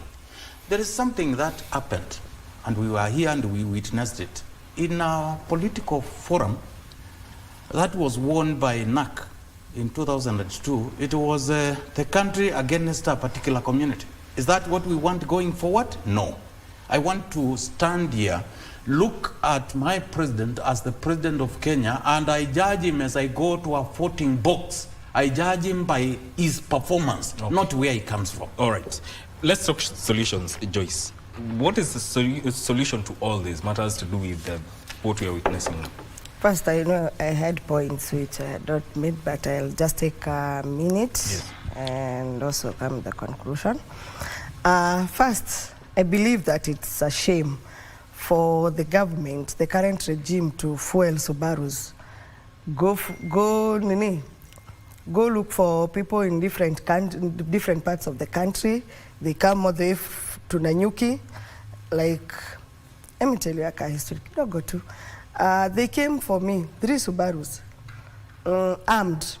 They each had 5 NIS, which I believe they are in NIS, I don't know. They didn't even give me the ID. And they interrogated me asking, we want to overthrow the government, And they said they have enough fuel. Actually, that's what they said.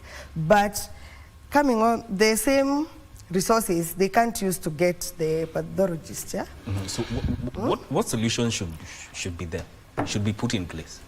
So far, I thank His Excellency Kalonzo Musyoka because he's on this. And I believe if we keep pushing, because at least we've seen what is done, and the IG was summoned in court and the DPP was summoned in court, because were it not for the opposition led by him, we couldn't be saying this today, since William Ruto can't summon the IG in court because he has a hand in whatever is going on. And he's the one who is forwarding those Subarus to go and abduct these people.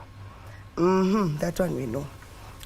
So we believe that we'll keep pushing as the opposition, and we will have, because so many bodies are missing, so many people are missing since June 25th, as we speak. So we believe that when we keep pushing, we'll get these doctors, the right people, to go and help us identify these bodies, so that we know if they are part of the ones who are missing. Mukundi, what's the way out? I would say this, that right now, even as Joyce is talking about opposition, I do not think we have any opposition in Kenya, because like it has been swallowed. And the government and whatever we used to know as opposition is actually talking the same language. So could be that may not be the solution. What I would want us to do as Kenyans, and especially our leaders, is that we should get to a point whereby we stop right now, especially Kenya Kwanza government, stops politicking, starting with the president. You know, he is saying he is not in politics, but when he says you have seen our opponents and nani anaweza nishinda, it is actually politics that he is actually doing. And when he stops the politics, the work will begin. But so long as he is actually too much in a political mood, and even this nation gets into a political mood, very little will be done, especially when it comes to the issues that are facing us as a nation. I think the president should be thinking about how we need to supply drugs in our hospitals. He needs to think about how we can earn disposable income in the pockets of people. Because right now, he is saying the economy is good, inflation has gone down, unga is now at 100, but in actual sense, I, as Mukundi, can I be in a position to afford that particular packet of unga? Why? Because my pay slip has gone. It has been overstretched. And I totally believe once he sits down, I read that Kenya Kwanza manifesto, and I think it is one of the best manifestos we have. But you know, because it has not been implemented well, that is why we are facing the challenges we are facing as a nation. And it is not implemented because I think the president is not after this nation and the economy and the welfare of this nation. What is in his mind right now is actually re-election in the year 2027. That is what he's thinking about. I would kindly request our president, because he has a good mind. He is a doctor, and I have seen him, the way he articulates the issue and the way he thinks, how he can be in a position to get back to the manifesto and try to implement and solve it. All right. Yeah. 1.5 minutes. No, I think picking from where he is, that is where we should take the country to. We cannot be diverted to the weak strategies of looking at 2027 and trying to pick on some little issues to divert the country. Matters to do with security is a serious one. And as a country, we have our institutions. Can our institutions work? If it is a police service, if it's a DCI, if it is NIS, and can also the judiciary work? Let us have our institutions work. And if they work right, that will be brought under total control. But then what is urgent at hand is transformation of the country. It did not begin with President William Ruto.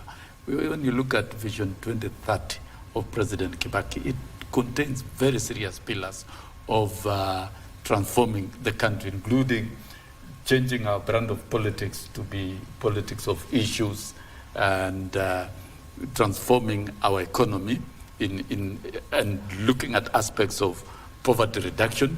And Kenya Kwanza manifesto is anchored on that. What is so urgent to the president is that we must mobilize the country. He signed charters which underpins the same manifesto in all counties and together with the stakeholders.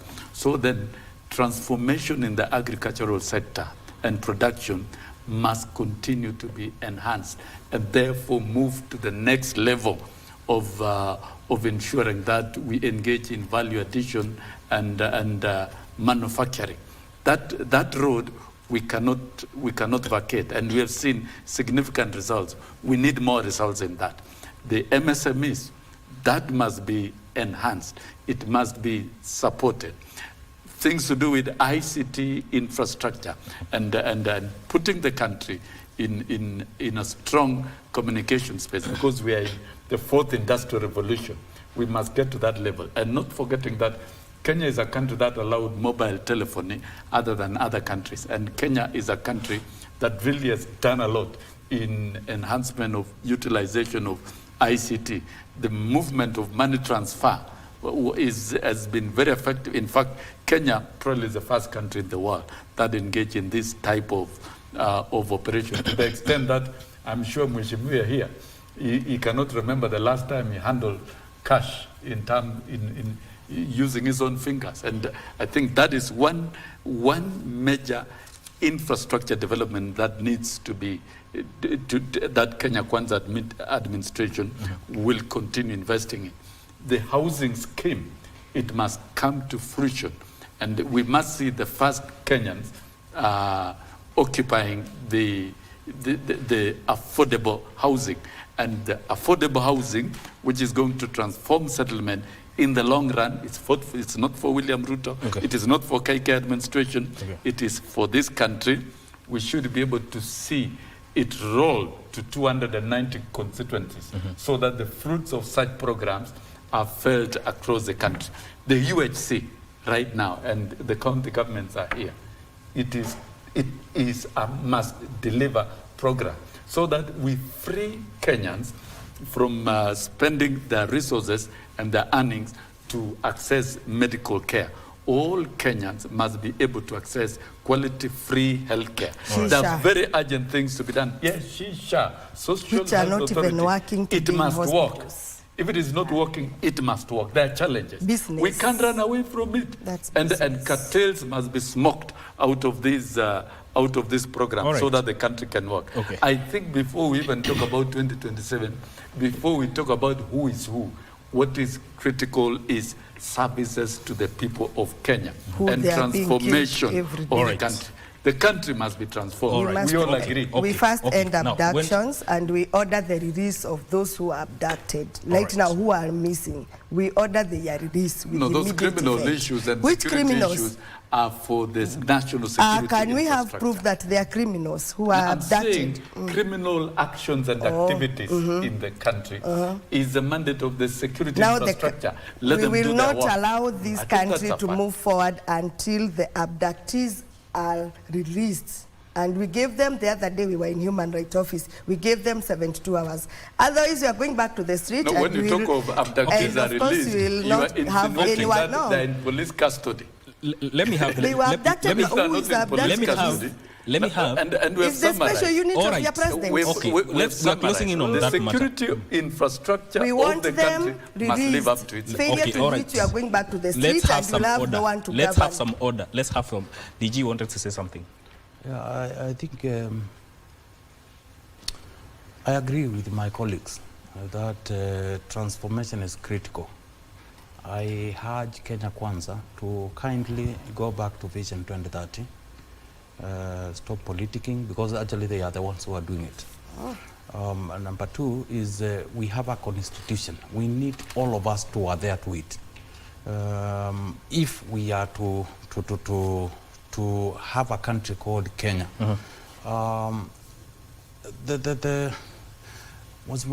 Sosion has talked very good things, but I can tell you all the policies by this government so far are geared to making this country so poor. It's not to make it prosper. Talk of housing, talk of raiding into people's payslips. Let me voice this. You know, when you bring a policy and you want it to forcibly change it to what you want without taking into consideration of Kenya's views, and you call it housing because it was in your manifesto, where does it leave the Vision 2030? Because that is where the rubber meets the road. Words of Martin Luther King. Injustice anywhere is a threat to justice everywhere. Now, how, again, we are not, when we are talking about introducing these policies and implementing them, this housing thing is being forced on throats of Kenyans by this administration. Without knowing whether I have a house or not. It could be a good thing. But who said my payslip, I had no commitment to doing other things? When you impose on it, where does it leave me and my plans? Scheme is already low. Number two, and low is low. We are being told of shisha. This is good we become factual. It's good we become factual. If you are trying to fight, if you are trying to fight policies that are already enacted in law, if you are trying to, what happened to NHIS? If we are trying to fight national policies that are already adopted, that are already in law, and not just in law, the right to quality housing is codified under Article 43 of the Constitution. So are they these are giving not to new Kenyans things, free? but they are in the Are they Constitution, giving them they free, are or in they are the pieces of legislation, and even deductions in payslips, statutory deductions for social programs is derived from social solidarity. And the same it's a payslips program will buy that the houses is all over the years. It's million. done by many jurisdictions. I've allowed you to finish. I think we should find something else to talk about. Give us alternatives. Okay, let's have some order. But allow the government that finish your point. I have a question to implement what was approved through the vote. Okay. Where we have differences of opinion in the issue of housing, the country should create an enabling environment for the people to own houses and the private sector to come in and build these houses. Yes. It is not the government to do. Those are cartels, business cartels fighting back. In the housing sector, there are cartels. And those cartels are speaking through them. They are against affordable housing. Anything private is expensive. It doesn't work. And now government more than ever before, without blinking an eye, should help Kenyans access quality housing. And what you will see Selling in them the at real estate, $3.something in the real estate, which Kenyan will afford today. the housing I want to throw this question. Gentlemen, I want cartels in the health sector. Let's have some order here. Cartels in the health sector who have been Shisha, what happened to With NDA? Joyce, Need answers. what are the the prisoners estate, which Mwangangi is speaking for. You are That's all we speaking can for, say now. for cartels in the housing sector. Just their time is up. And that is why they are bitter. You know what Sosyon is saying? Let me finish. You don't ignore. Okay, let him finish that point. Allow me to And by the way, cartels are not going Mr. to stop this government. One thing, so now, Mheshimiwa Sosyon, blinking an eye. Let him Cartels finish. are not going to okay, stop let him government finish from his delivering point. We will stop what is you right from lying to people. Stop lying to Kenyans. Sosyon, now, Mr. Sosyon, Tulia. Finish your point. No, I come to you. Yes. I'm just telling them the truth. Sometimes finish your point. To teach. I allowed him. I was Finish your conducting point. some Let him make his point. I allowed Some Honorable teaching Sosyon to talk. Thank you. The issue of housing, we need to create an enabling environment, just like in the banking sector. Government has not gone into banking sector and forced interest rates to come down. But through the policies of the current central bank governor and his management are seeing interest rates come down. That will mean more access of the credit to Kenyans, and you will see businesses thrive at the end. So it is the same thing we want to see in housing. Because the cartels he's talking about is what we were told the other day. You are given this contract to build, but buy cement here, buy chuma here, buy, that is the thing he's talking about. Let's come to Shah. Now that he's talking about cartels. How comes the people over the years who have been taken to court, who have been investigated by ESCC are the people championing Shisha currently? Are the people behind 104 billion worth of the contractor system that is not working? Where is the cartel? Kenya Kwanza needs to wake up. These policies they have, I repeat, they are going to bring more poverty to this country, not progress. Okay. And I don't, it doesn't mean by criticizing these policies, I want them to fail. No, I want them to be made better so that it is good for Kenya Kwanza, it is good for Azimio, it is good for every Kenyan. That is my point. Okay. My point is not because I'm advancing agenda of so and so. No. Yes. I'm above that. Okay. So, finally. You're giving him a minute, and now it has become... Finally. Since we are talking about the way forward, yes, I would propose we allow institutions to do their work. Institutions like National Police Service, institutions like our judiciary, institutions like IPOA, in every institution, including government, ministries, and please allow each of these bodies to do their mandate. I'm saying this because even what we are discussing here, what is being called national policy, are functions that are county functions. Okay. And we need to strengthen devolution if we were to transform this country. Thank you. What positive alternative can you give to the government? I'm winding up with you because we have karibu tunatolewa hewani. Positive. Can you give the government? Well, I don't even think I have anything positive with the government. But since they came to us back 2022, and we trusted them with our votes, I think whatever they promised, with the remaining years, kindly, we urge the president to implement whatever they promised to the Kenyans. Yes. For this country to be in peace, if they want peace, they just deliver. Okay, all right. And stop I want to close this conversation at this point because I'm told we are out of time. I wish I had more time so that we can talk about this. And I want to thank everyone for your time. That is John Mukundi, who is a political analyst, Honorable Francis Mwangagi, who is the Deputy Governor of Machakos, Joyce Wongo, who is a political analyst, and Honorable Wilson Sosyon, who is a former nominated MP, joining us here on Good Morning Kenya's Viewpoint. My name is Mike Migwe. Thank you for tuning in. Let's do this again next week on Wednesday, where we have the Viewpoint. But tomorrow still we have Entertainment Thursday. I hope to see you then. Good morning.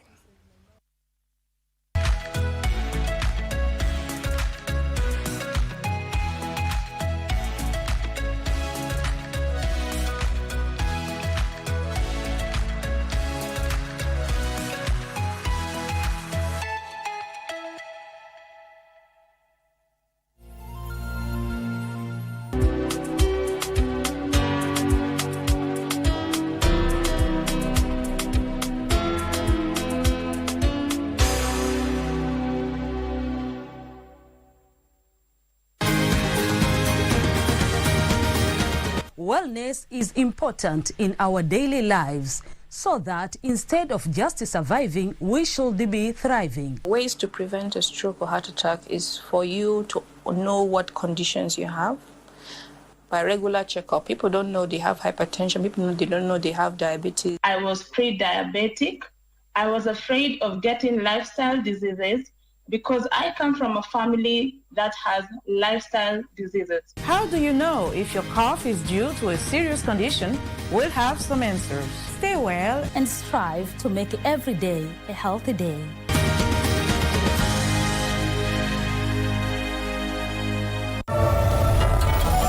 I've said this to our boss a million times. I said to promote you and raise your salary, but he didn't agree. What else can I do? Watch the shit that comes out of your mouth. Hey, stop, bro. Calm down. Calm down. Crazy brat. What did you say again? No. What are you doing? You have to take that back. Hold on. Only two of you can share my kickback. Get off me now. Get off. Hey, get off. Of all the neighbors we have, you had to get it from Xiao over there. I was just showing off my dress to our neighbors. He can't fire us both. Who else would he fire, huh? You're the one who started it. You got lucky when a teen lady decided not to call the police. Wiki hii kwenye mkulima tutajifunza kuhusu nzi chuma. I love BSF kwa sababu it's one small insect but inakuja ku revolutionize kila kitu. By the way, it's therapeutical and iko kwa mkono yako hapo nasikia vizuri sana. Haiwezi kuuma, haiwezi fanya chochote. It's how we see things. Na tubadilishe majamo wetu hapa hivi. Tuambie tu sio kubet kila saa. Let's make our hands dirty and we change our lives. Kisha tuangazie mitambo kadha wa kadha ya kuhifadhi vyakula na kuongeza dhamana. Usikose kujumuika nami siku ya Jumamosi saa 10:30 upate mseto kamili wa kilimo. The young generation awakens on Y254, the leading youth TV station in Kenya. We treat you to current affairs, entrepreneurship, health, and human interest conversations. It's art, it's culture. Movies, gossip and trends, sports, drama. We bring you a vibe like no other, straight to your living room. To keep you informed, inspired, entertained, and most of all, refreshed. We are such a vibe. Y254. Imagine.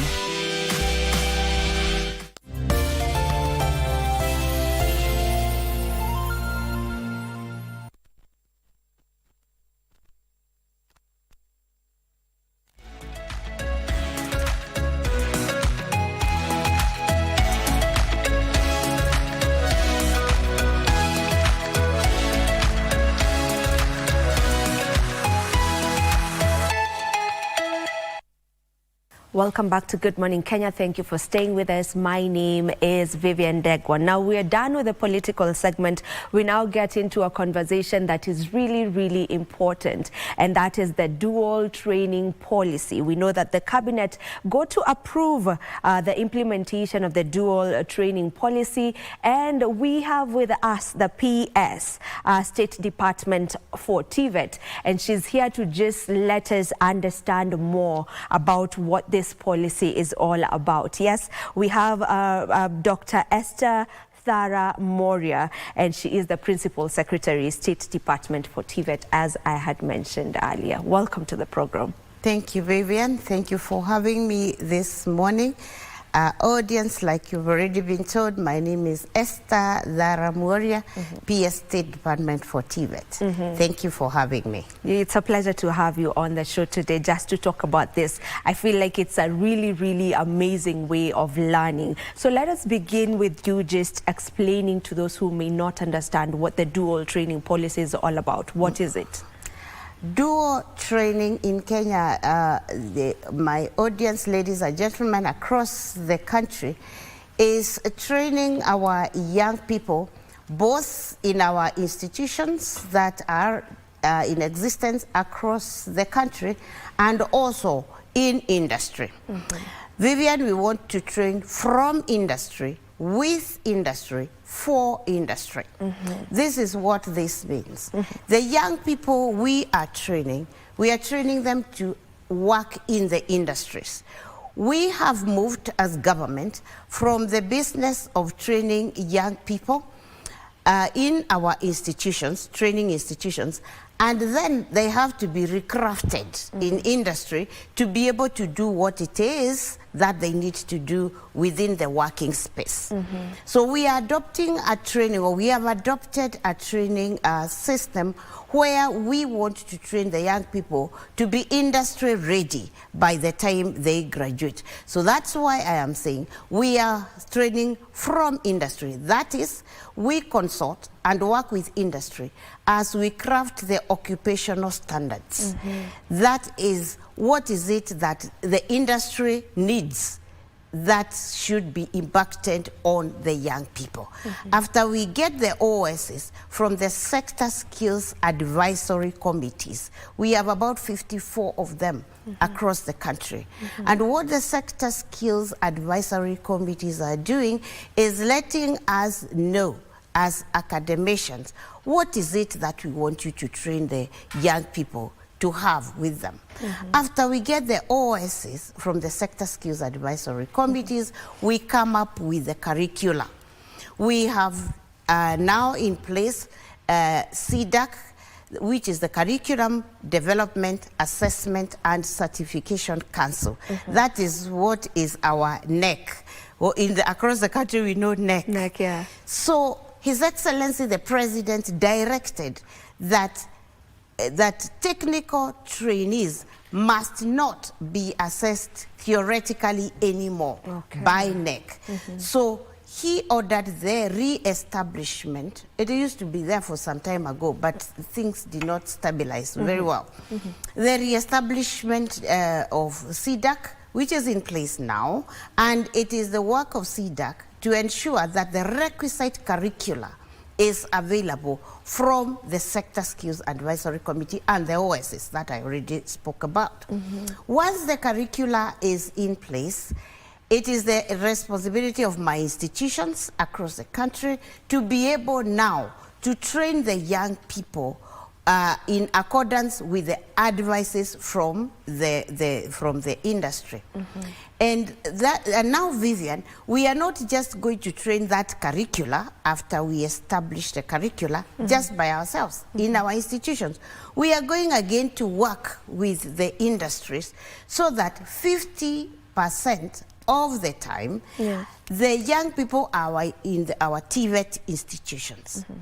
50 to 70%, because it is very important. Why am I adding the other 20%? Because it is very important that the young people are able to actually continuously do practice what it is that the industries need.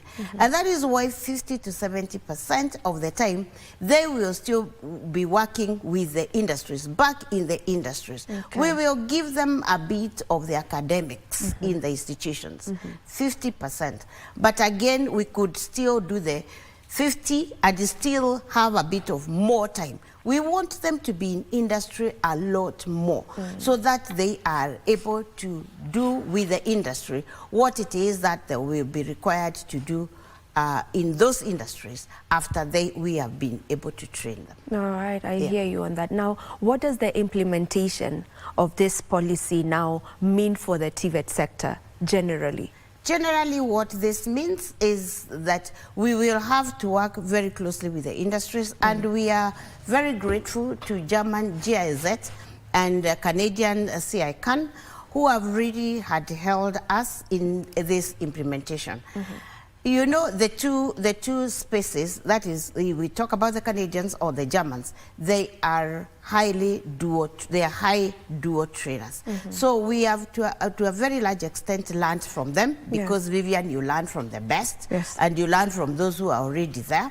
So we are working with them very closely so that they are able to continuously advise us what it is that we need to have in place so that we are able to craft our young people as we should.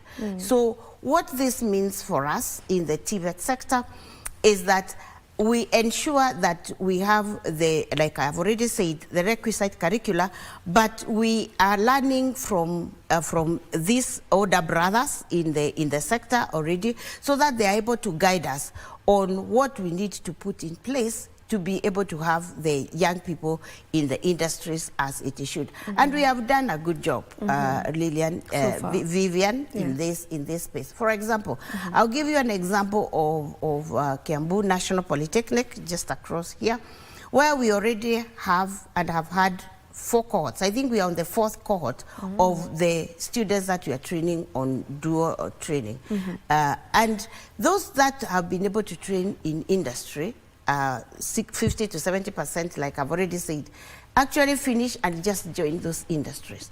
And again, of very great importance, Vivian, you realize that these young people, once they finish, they don't need to look for a job even for a day.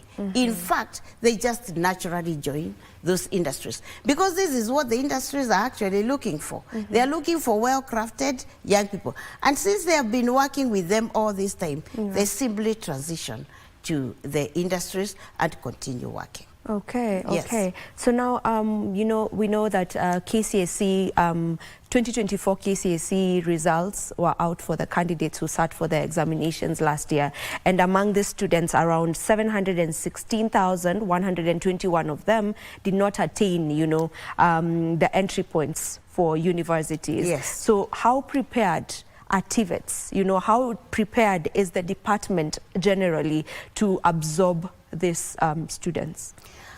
Thank you for that, Vivian. We want to announce to the young people across the country, first and foremost, that whether you attained a university entry grade or not, whether you got an A or an E, you are a requisite Kenyan who is very useful. And everybody is very important, and you can only be a failure when you decide to be a failure yourself. A one or 2 weeks examination does not determine you. It is you who has to make a decision on what you want to do, and we in the TVET sector are ready and prepared to craft you to the useful Kenyan that you must do. So we are ready. Vivian, we have TVET institutions across this country. Yesterday, currently, His Excellency the President is in Mandera. And I saw him in one of my TVET institutions yesterday, in Mandera. So there are TVETs in Mandera. There are TVETs in Mombasa. There are TVETs in Kisumu. Mention any corner of this country. So we are simply requesting our young people who did the examinations, the 716 and more, to go to KUPS. They don't actually need to go. To log into KUPS website, make an application, and the KUPS website is open for TVETs and KMTC currently. So for us, just walk into, get into the KUPS website, make an application, and you are placed in a TVET institution across the country. And every single county in this country has a TVET institution. And Vivian, we have gone ahead to make these TVET institutions very attractive for the young people, because we know young people want to stay in nice places. And you go to our TVET institutions, they are very nice. And therefore, get into the KUPS website, apply to join our TVET institutions. And I was speaking to Dr. Masi Wahome the other day, and he was telling me the portal is very active and they are really applying. Again, together with Masi, we have established a TVET desk at KUPS. So again, if and when you need any help to be able to get on board, we have a desk at KUPS where you can be helped. And thirdly, you can walk to any of our TVET institutions across the country. You apply at the institution, you are admitted, and it is our responsibility, again, through that desk that we have established, to get you logged on to the KUPS portal. So there is no reason or excuse why you should stay out whether or not you have whichever grade that you have acquired. So everyone is eligible. It does not matter your grade.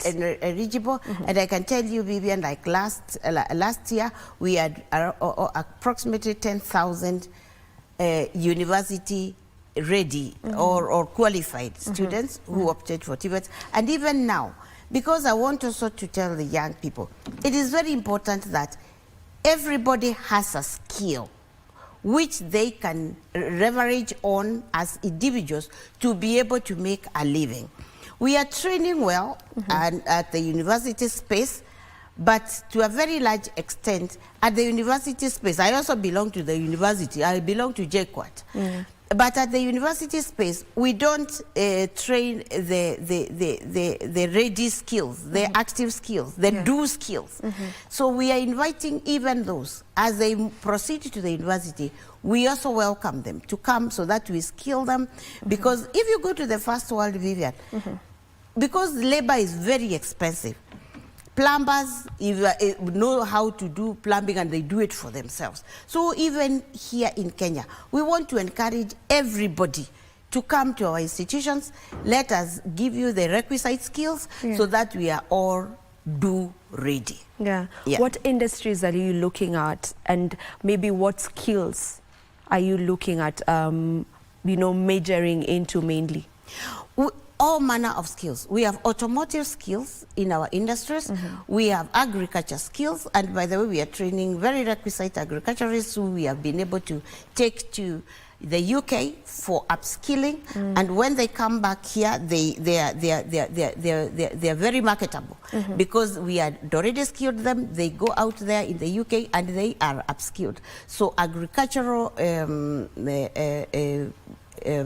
skills, we are talking about if it is in places like in Mombasa, we have a lot of hotels, and we train them. We train a lot of their people. So we are looking at all manner of skills: electrical skills, masonry, building and civil engineering, all the skills in that continuum. We are looking at apparels and we also look at all manner of skills. Mention it. Even you, Vivian, in this telecommunication, we have them. We have the ICT skills. So, because we work with industries, and industries are able to tell us, this is what we want you to trade for us. So we have all kind of skills in our space. And remember, we have 240 institutions in this country. 240 TVET institutions. 240 TVET institutions, and we are moving on. We still have around 50 that we have still not constructed. So we are saying in all these industries, we have in all these TVET institutions, we have all manner of skills that we could talk about. Food processing, we have all manner of skills. And maybe just how long is the duration of these programs? 3 months to 2 years. Okay. We have what we call level 3 to level 6. Level 3 is craft. And by the way, whether we are talking about 3 months, Vivian, to the 2 years, what we are also saying is, if we are training in a diploma, say in building and civil, we have agreed with my principals that we are breaking that diploma into skill sets. What do we mean? In building and civil, you have a skill like masonry, where we will train you to do bricklaying to absoluteness. We have painting, where we will train you to be a painter to absoluteness. My colleague was telling me it is called part and the whole. So you can train in 1, 2, 3 skills, and if you want to go away and start your business or get employed, it is still okay. Because in this space, Vivian, we are talking about the doing. At Kebera TVC, young girls are coming. We are training them in hairdressing and beauty. And within 3 months, they go away and they don't come back to school. Why? Because they have gone to work. There is an institution I was in where we are training tailoring and dressmaking.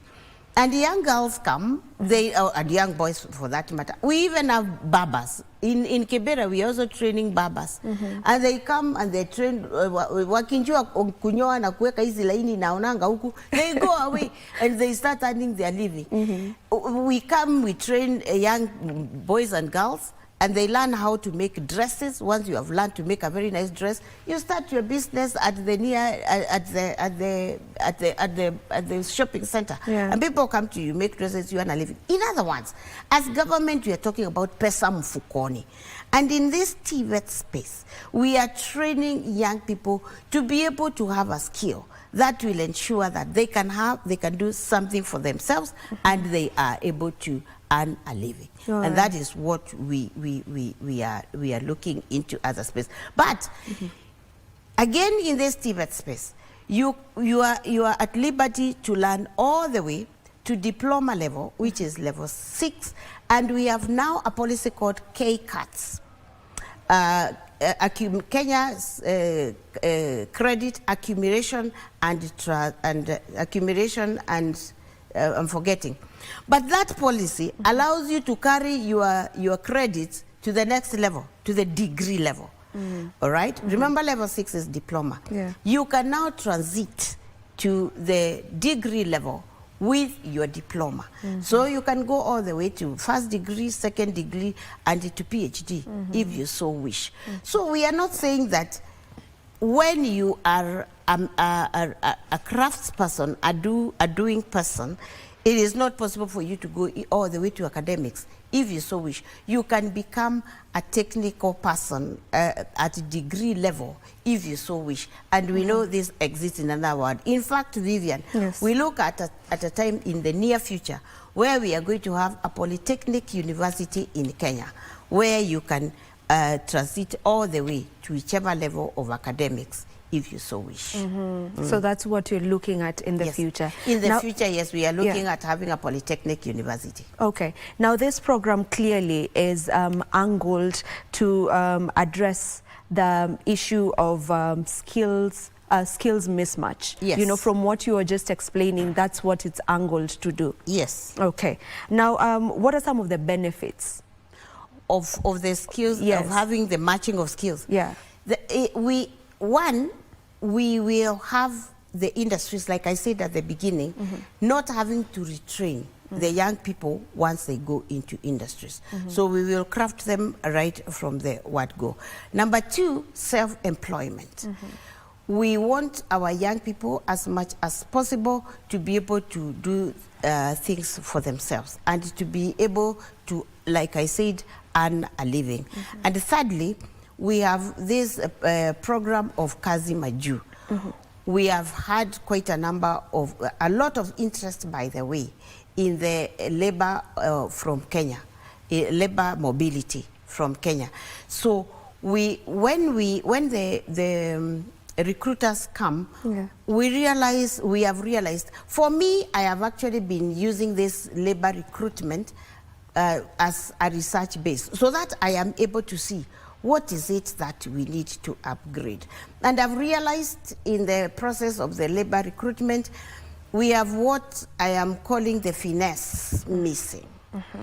We need to be able to train our young people to do things in a very refined way. If they are doing painting, when you look at that wall, let it not have some ups and downs along the wall. So we want to use this space to be able to make our young people be able to do very good work when it comes to work. We want to avoid plumbers doing plumbing on your building, and then in a year's time, there is water all over the wall. We want to achieve that finesse. And secondly, we also want to achieve the confidence of our people, of our young people. You realize one of the lessons I've also learned during the labor recruitment, quite a number of them do not have that confidence to be, because the interviews mostly, Vivian, are not theory, they are practical. Yeah. You are given a world to build. And some of them are not very confident. So I am encouraging my principals and trainers to be able to train these young people so well that when they start to be told to put some tumors up for scaffolding, they are able to do it very, very well and with a lot of confidence. So we want to ensure the industry has what it wants to have.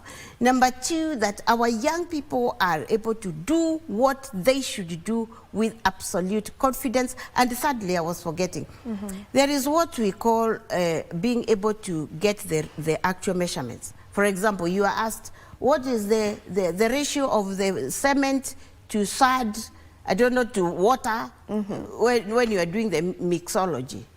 Some of them are not able to do those numbers very, very well. So again, we in this dual training, because they will be going where the work is going to be done, they will be able to experience and be able to get their measurements right. Yeah. And within another short while of doing, continuing to do this dual training. And I've already told you, Vivian, those we have already been taking to train to industry and they have been doing the training, they don't have a problem. But I have noticed quite a number of the rest really need to be brought to this level. So this is the absoluteness of dual training, and I'm very happy that the cabinet was able to pass this as a policy. We are now busy operationalizing it as a sector, so that we are able to put all the valuables where they need to be put, so that we make sure everybody is going through the training as should be. Okay. And maybe how are you working in collaboration, or how have you been working in collaboration and in partnership with industries and employers as well in this whole policy, in this whole program? Practice. Let me call it program, yeah. Thank you, Vivian. Like I've already said, we have the German GIZ and CICAN leading us in this. So what we have done is that, and we also have the industry liaison officers in each and every one of my institutions. So with the guidance of these two bodies that I have talked about, the industry liaison officers in my institutions get in and the principals here in the various institutions have done very well to ensure that the industry liaison officers are able to move to the various industries across the country and are able to have an MOU with many of these industries. For example, the automotive industries in this town, Nairobi National Technical Institution are able to move to those industries, establish MOUs with them, agree that we are going to train together. So it is the work of the industry liaison officers and the principals to get in touch with the various industries, establish MOUs with them, the training MOUs, so that they agree. From this time to this time, this cohort of trainers will be in the industries and doing what it is that they need to be in the industries. Then they are back at this time and this time in the industries. And remember, Vivian, now that the cabinet has agreed to pass for us the dual training policy, we are able now, and this is what my staff now is able to do, and I have a directorate that is now operationalizing the dual training policy. We are able to speak to the Industrial Training Act of 2024, I think, which authorizes the National Industrial Training Authority to access some funds from Treasury, the training authority.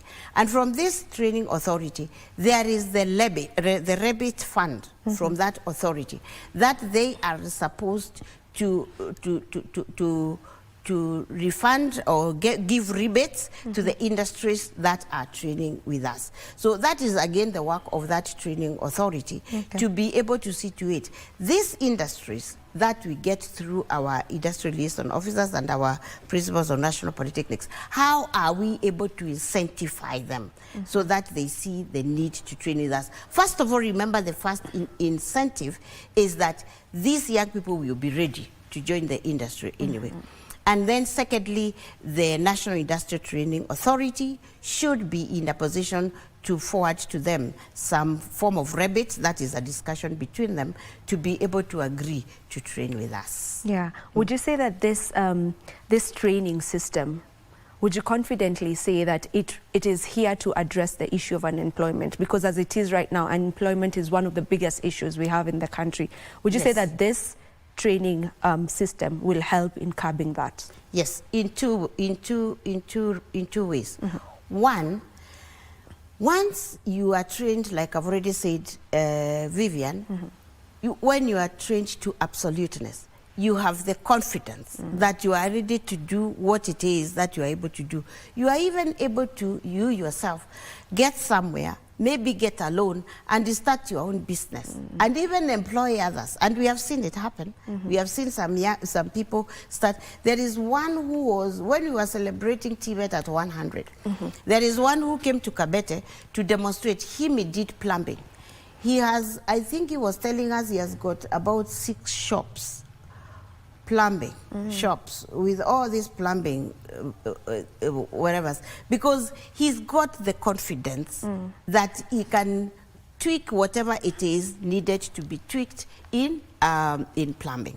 So that will address unemployment in the sense that once our young people are able to be trained confidently enough, they are able to start their own business and employ others, because like that man is of course employing very many people in all those plumbing shops that he has across the country. So self-employment. And we are working with various banks like Equity and KCB who are ready to give them startup kits, and they are able to start their own business. I have seen some girls here in town who are given startup kits to start shoe polishing. And when you see them on Sunday, you don't think they are shoe polishers. They look like me and you, Vivian, because they have their own businesses from the requisite training that they have been able to get. So that's one way of addressing unemployment. The second way, like I've already said, is they are able to move from the training all the way straight to the industries where they have been able to practice the work. In tea industries like Ekerubogeitai, we are training the young people to operate the mechatronics. Those machines in the tea industries, that is where they go to work. They train with those machines and they just transition to those in Kiambu National Polytechnic here. One time we had to insist with the principal that the young people come to do their final exams because they are already working in industry. They don't even come for graduations. They are already working in those industries. So this dual training creates that culture, the industry culture in these young people already, and so they simply transition. Thirdly, I've already talked about Kazi Maju. Before I go to Kazi Maju, let me also talk about digital jobs that we again have available in my TVET institutions across the country. Again, once we have been able to train our young people to be able to sit down on the computers and be able to do the available jobs online, that is another earning of a living. And we have been to those G2ME labs, and the young people have been able to tell even His Excellency the President how much money they are able to earn on the digital jobs. And finally is the Kazi Maju. I have told you, Vivian, there is a lot of interest in Kenyan labor right now. We have recruiters from across the country, from Germany. Yesterday I had some from Israel, from the UAE, from UK. And what we want to do is ensure that these young people are so well trained that when these interviewers come, they are able to give them opportunities for job mobility to go and work out here. And I want to tell Kenyans that this is a space that we need to embrace because we are in the process of industrializing this country. And let me tell you, Vivian, the reason we must insist on training these young people as requisitely as we should train them is also to encourage industrialization into this country. Because I've been telling those who care to listen to me that for industrialization to take place, you need 4 M's. Some academicians will tell you 5, others will tell you 6, but for me, there are 4. You need money, you need machine, you need market, and you need man. Man is the most important, and that's why I'm leaving it for the tall finger. Man is the most important. Which man? The skilled manpower is what you need to be able to industrialize. And therefore, for us as a country, it is very important for us to continuously and hurriedly have the young people and the requisite skills across the continuum in this country. And that is what will encourage investors. One of the things that will encourage investors, among other many things, investors into this country to come and establish the industrialization in this country, and that way we will be able again to be able to create the much needed labor. So yes, this is a space that speaks loudly into unemployment in this country. Yes. All right, now TVET's plan is to enroll at least 2 million youth, you know, in the TVET institutions by this year, June, you know, by June in this year. So maybe what strategies are being put in place to ensure that this comes to pass so that you have more than at least 2 million in TVET's institutions? Thank you, Vivian. This is a directive, again, I must say. It is not a request. And therefore, as a department, we are working very hard to ensure that the youth come to our institution because, again, Vivian, we want to discourage this idleness of the youth outside here. And as a government, it pains us to see these young people out there maybe ending up in practices that are not very good. And therefore, we want to tell them that in the TVET space, we have the salvation. Because whether or not you want to stay in school for a long time, come for 3 months, we are able to craft you, and you are able to go out, like I've already said, to be able to earn a living. Therefore, what we are doing, we, as a department, we have recruiters in the field. They are going across the world, across the country, and working with Ngao. Remember, we again want to, as government, to use what we are calling a whole government approach. So for me, I am working with Ngao. My colleague, P.S. Omolo, was able to write a letter to the county commissioners in all the counties with the instructions that they need to work with TVETs to be able to bring all the young people to the institutions. Remember, it is the chiefs and the assistant chiefs and the DCCs who know who is where. So we are working with them. My recruiters, who I have put in place in the department, are going to the counties, holding meetings with the DCCs and the chiefs and the assistant chiefs, and they are able to call meetings with all these young people so that my people are able to explain to the young people all these things that I am saying here. What TVETs are, the pros of being in a TVET institution, and that is bringing about good registration. I saw somebody who had commented on my wall today that we have achieved in the last 2 years 120% growth in TVET registration. I am not sure about that number because for me, I think I still have a lot of work to do. Yeah. And I don't know, Vivian, what young people want to stay out there and do. Because it is, I can also assure you that why we are putting all these initiatives in place is because it is actually not very easy. You will hold a whole meeting with many of them, explain all these things to them, but not, I don't know even whether 50% of them get to register. I don't know what they want to do out there. That's another ground of research of what they want to stay out there and do. So, in short, I am working with GAO to be able to bring as many of these youth to the institutions as possible.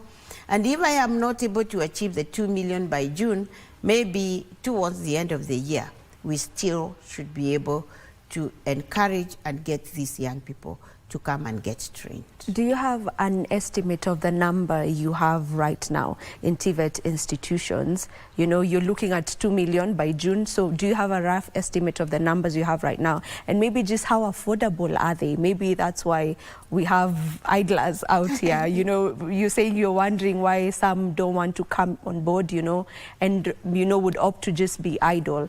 Probably, how affordable is it? Your first question was the numbers. Yesterday I was actually asking my staff the same question. Where might we be now? I directly said we still have a long way to go. I am not sure how far beyond 500,000 we are, beyond or around there, but I'll be able to get the requisite numbers. I won't quote those numbers here and now because I'm not sure. But a lot of work has been going on the ground. The costs, the affordability. When we had the training model, the university, we were calling it the university training model, but it is actually the higher education training model because that was TVET, was TVETs and universities. For us, that was a very comfortable space because on average, Vivian, to train a young person in the TVET institution costs around about 86,000 shillings per year. And for us, when that was subjected to the funding model, it was easy. Almost everybody was in the first bud. I mean, like for us, budding was not an issue. So we had started doing very, very well until that model got into trouble. But we are hoping and praying that it will be able to something will be worked out so that young people are able to register, like I have already told you, and what we were doing, or what we still should do, is they register in the institution and straight away they go and apply because the government is ready and prepared to fund education. That I can confidently say.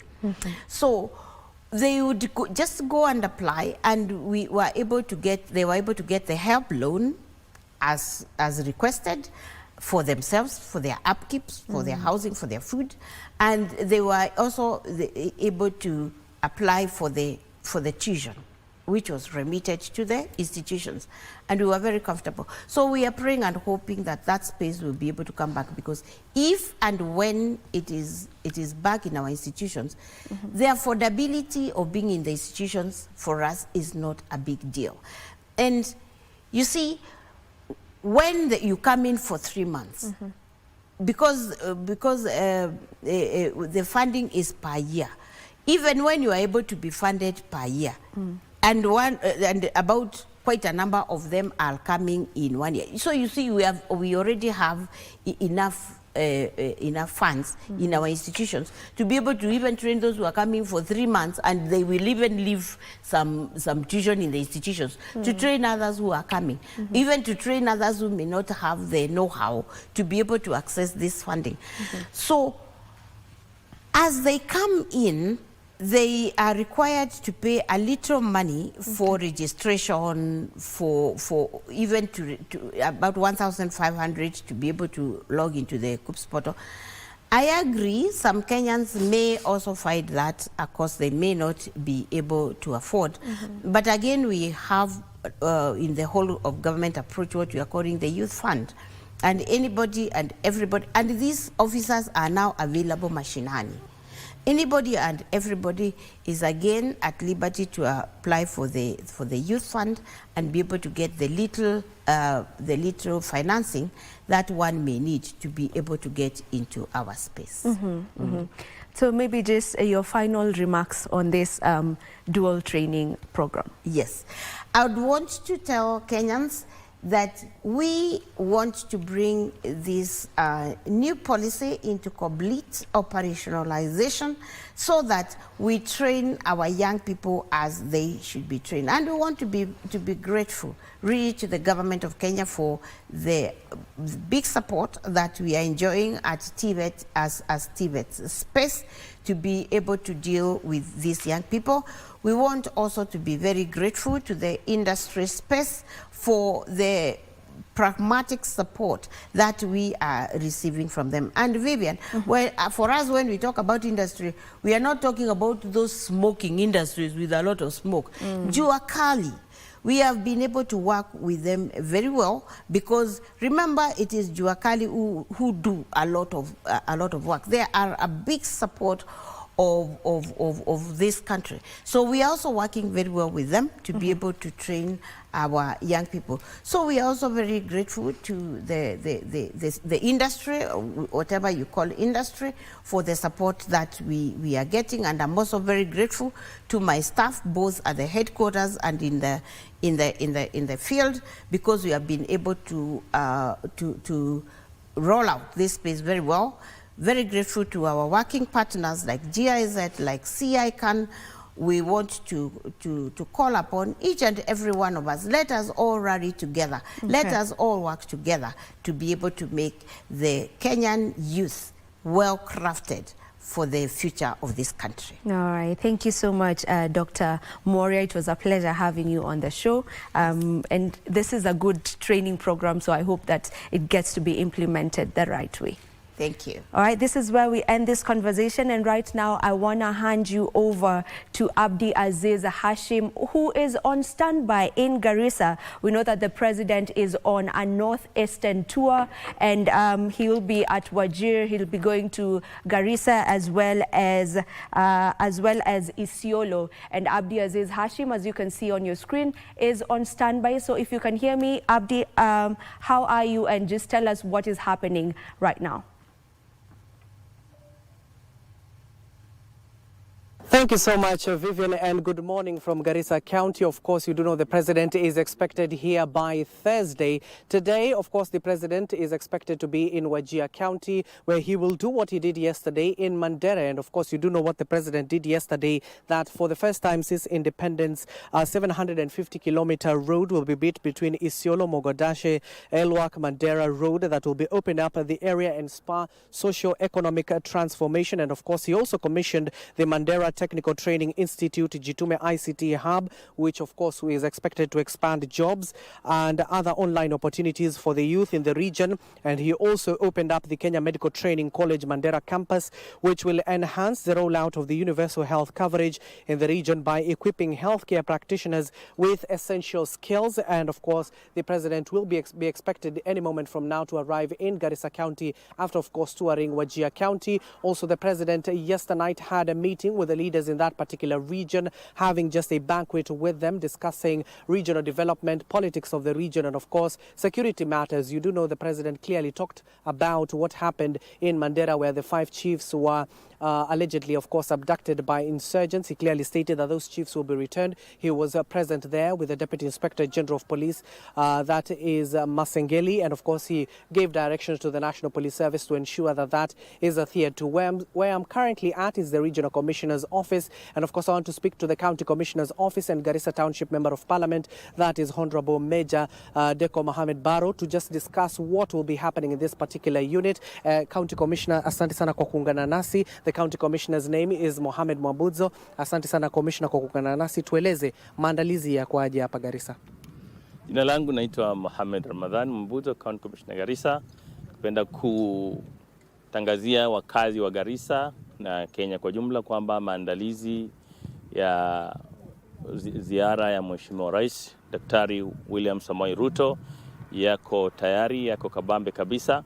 Kila kitu kiko katika hali nzuri. Tumeweza kufanya matayarisho yote ya kuwezesha wananchi wote waweze kukutana na Mheshimiwa Rais katika kaunti ya majimbo hili la Garissa, na Mheshimiwa atatembelea ama atazuru miradi kadhaa, ikiwemo mojawapo atazindua chanjo ya mifugo katika kaunti hii, kwa sababu kila mtu anafahamu kweli hakika kwamba kaunti hii inategemea sana mfugo. Kwa hivyo afya ya mifugo ni jambo la msingi mkubwa.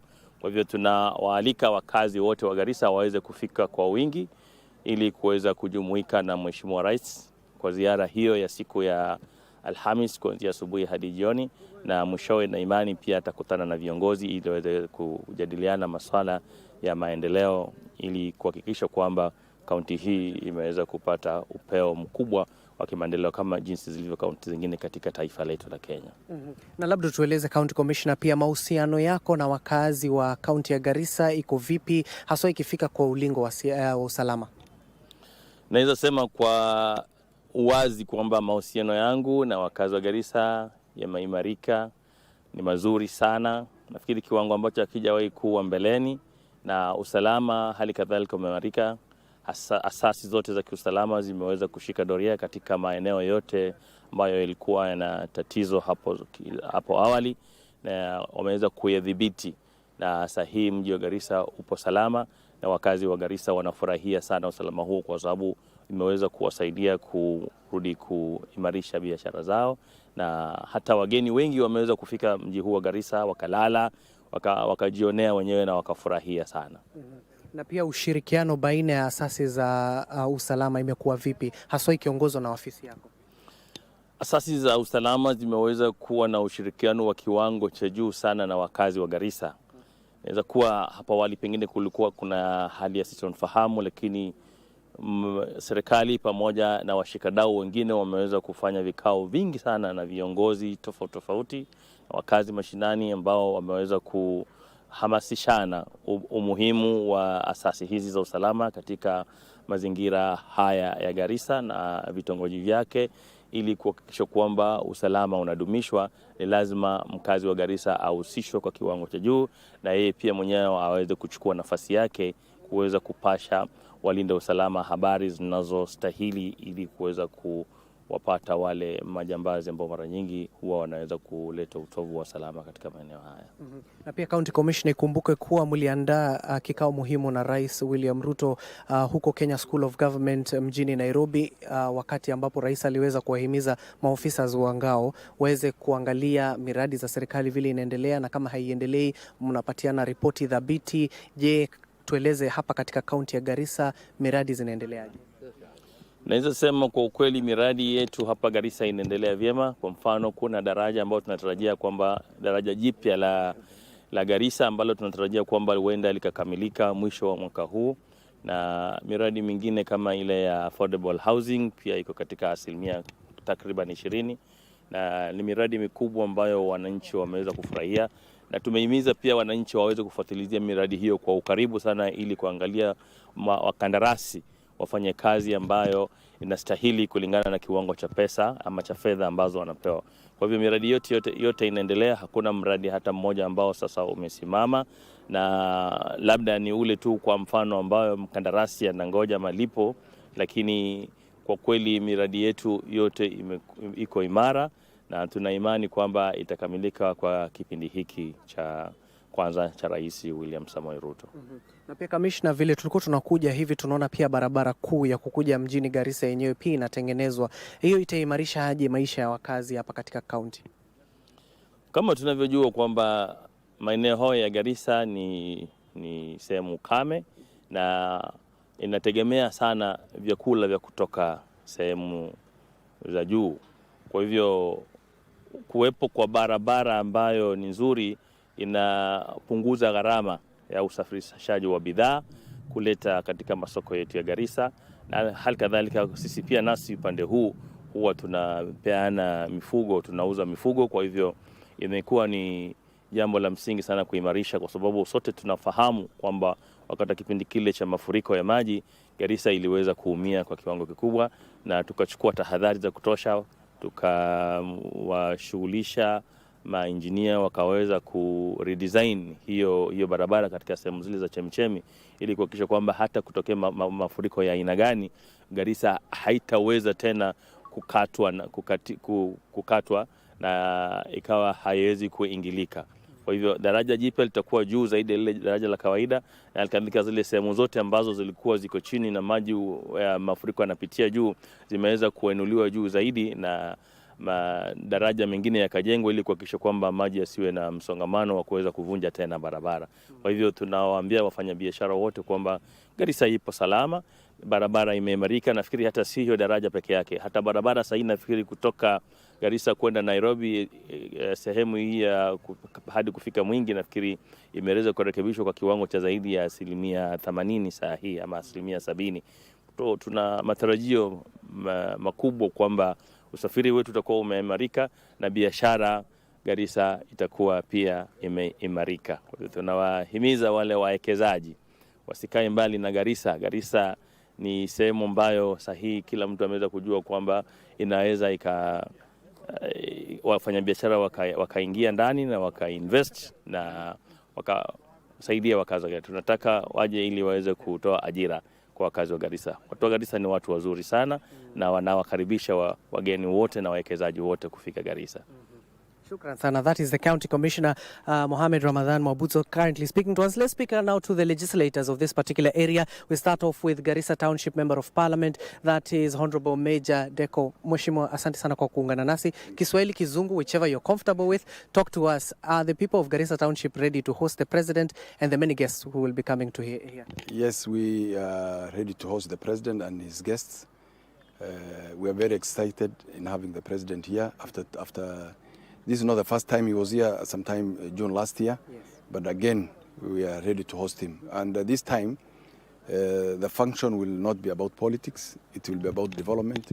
And that's why we've invited the President to our county and to the region in general. Mm-hmm. So we are very excited and we are ready to host them. Mm-hmm. We have all the preparation done to make the visit a success. Mm-hmm. Thank you. And of course, Mheshimiwa, also, which are the key areas are you expecting as a Member of Parliament and as a county as a whole, you're expecting the national government to aid constituencies as well as the county government to ensure that it is adequately resourced so that the people of Garissa can benefit? Okay. Which are those areas? Now, as I said, the President will be here for development issues, not politics. The time for politics, we are not that there.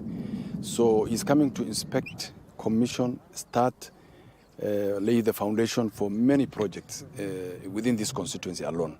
As I speak, there are about projects about 8 billion Kenya shillings ongoing in this constituency alone. Maybe if we add the other constituencies within the county, there will be maybe 4 times more. But at least for this constituency, I'm talking about the Garissa Township, we have about projects ongoing at different levels, different stages, totaling to about 8 billion Kenya shillings. So of very, many important to us as a region.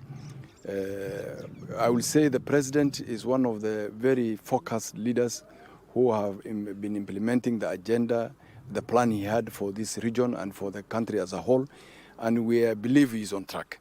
Now, there are things that are happening for the first time in this country since the independence.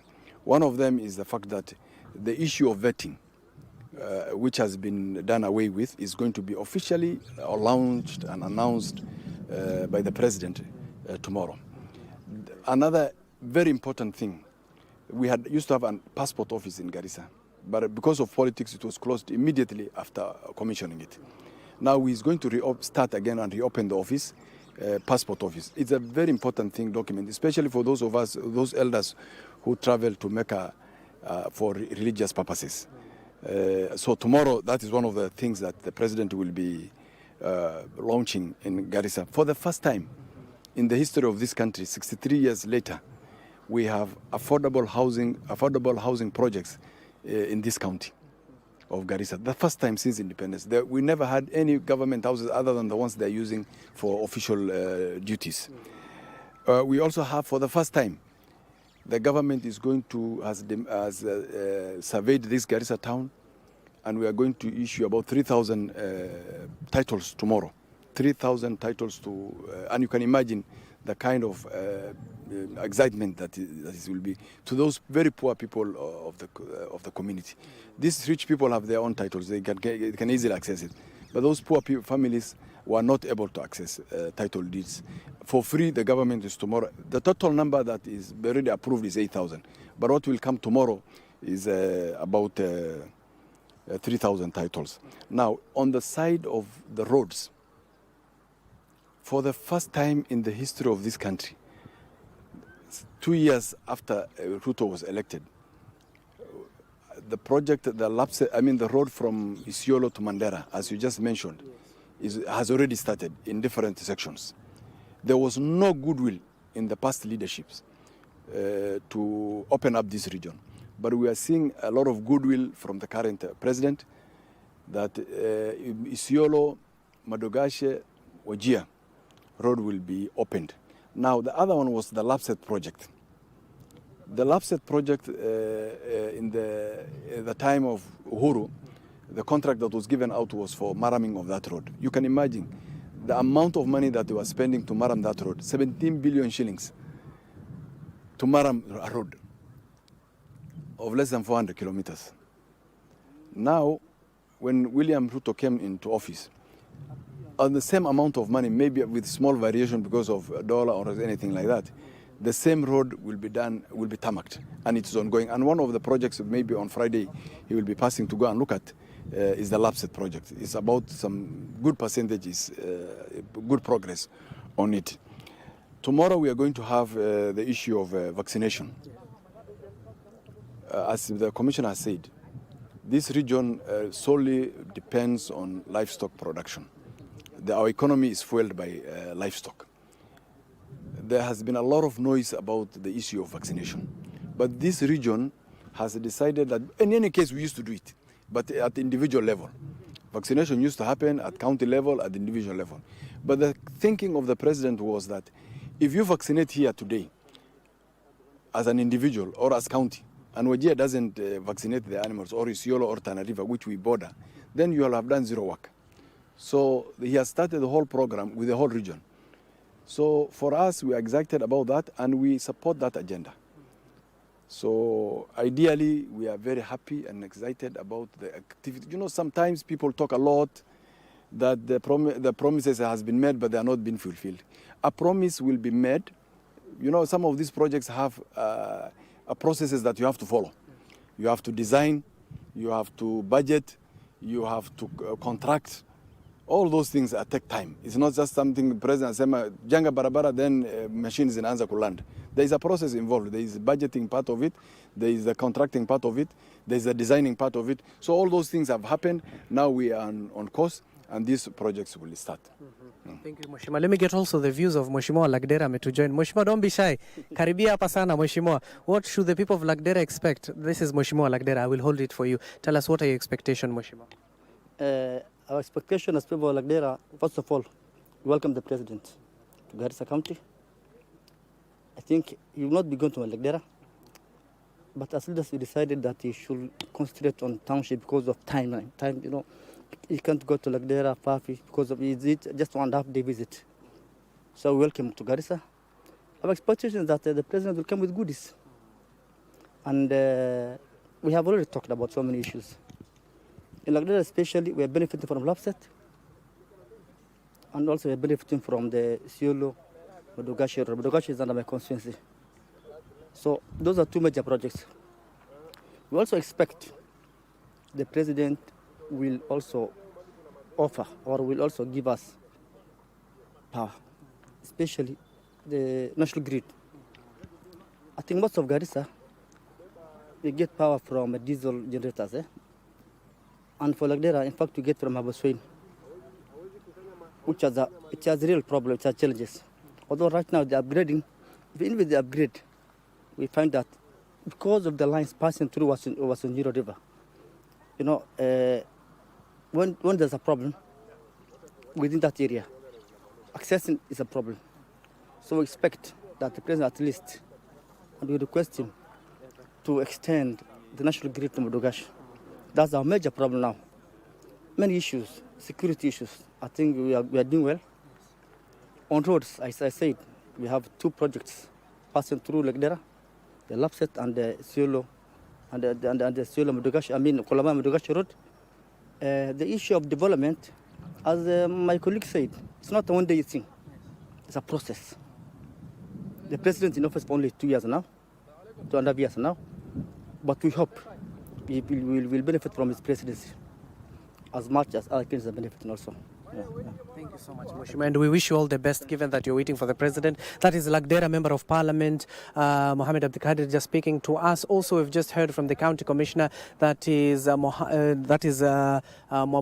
Ramadhan, and also finally the Township Member of Parliament, Honorable Major Deko, just informing us what is the itinerary of the president as and when he arrives in Garissa County. You've just heard there, the vaccination is the key program, and of course the affordable housing project as well. You've just heard from the members of Parliament that since independence they have never gotten such a program, and of course this particular road that I told you earlier on, the 750-kilometer Isiolo Modogashe Elwak Mandera road, is very key in opening up the northeastern region here in the country, not just for the socio-economic gains, but of course the movement of people interacting of these particular counties, which of course will also open up the neighboring countries of Ethiopia. Electrification is another issue they have raised, and of course you do know the government has been running an electrification program connecting a majority of Kenyans to power, and of course that will be one of the pledges. And when it comes to ICT as well in other matters, that is what the president will be doing in Garissa County. But for now, I need to hand you over back to Vivian, and of course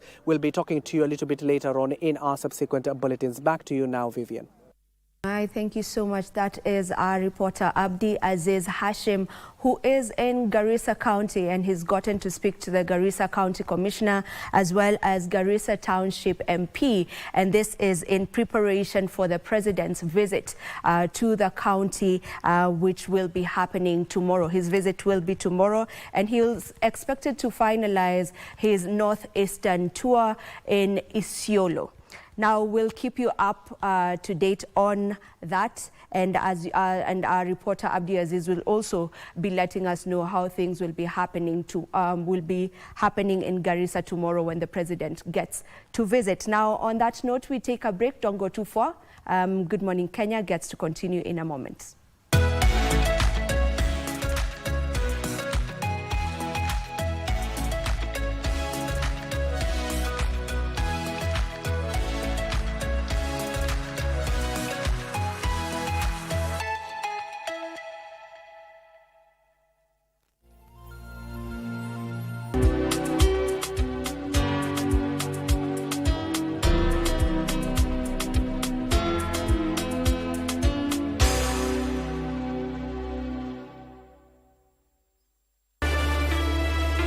Kijana wangu hatateseka zaidi kwa sababu ya uvumi.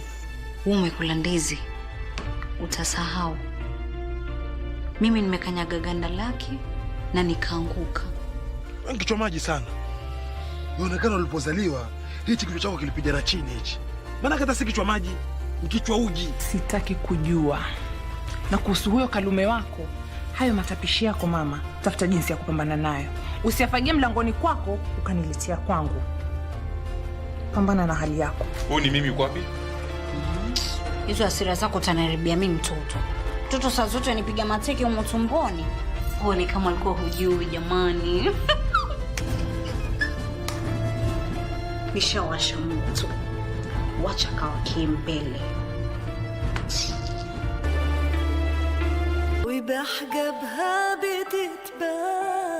Kutafuta moyo mwingine kwa sababu moyo wako tayari ushakufa.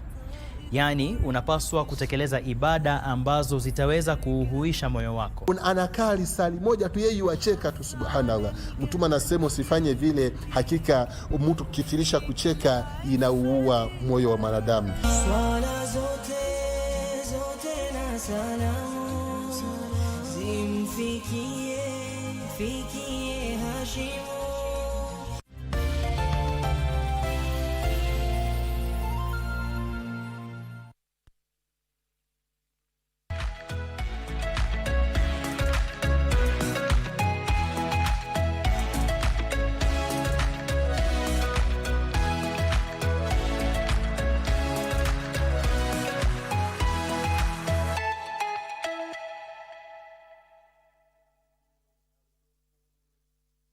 So my name is Nancy Buka.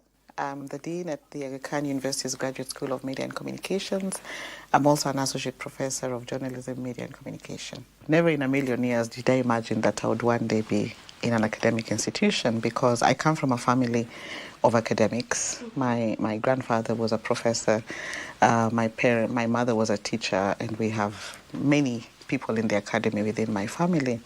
And I didn't think that that's what I wanted to do. I wanted the glitz and glam that is in the media space. So I studied journalism with a bias towards electronic media and communication. And then started off in broadcasting.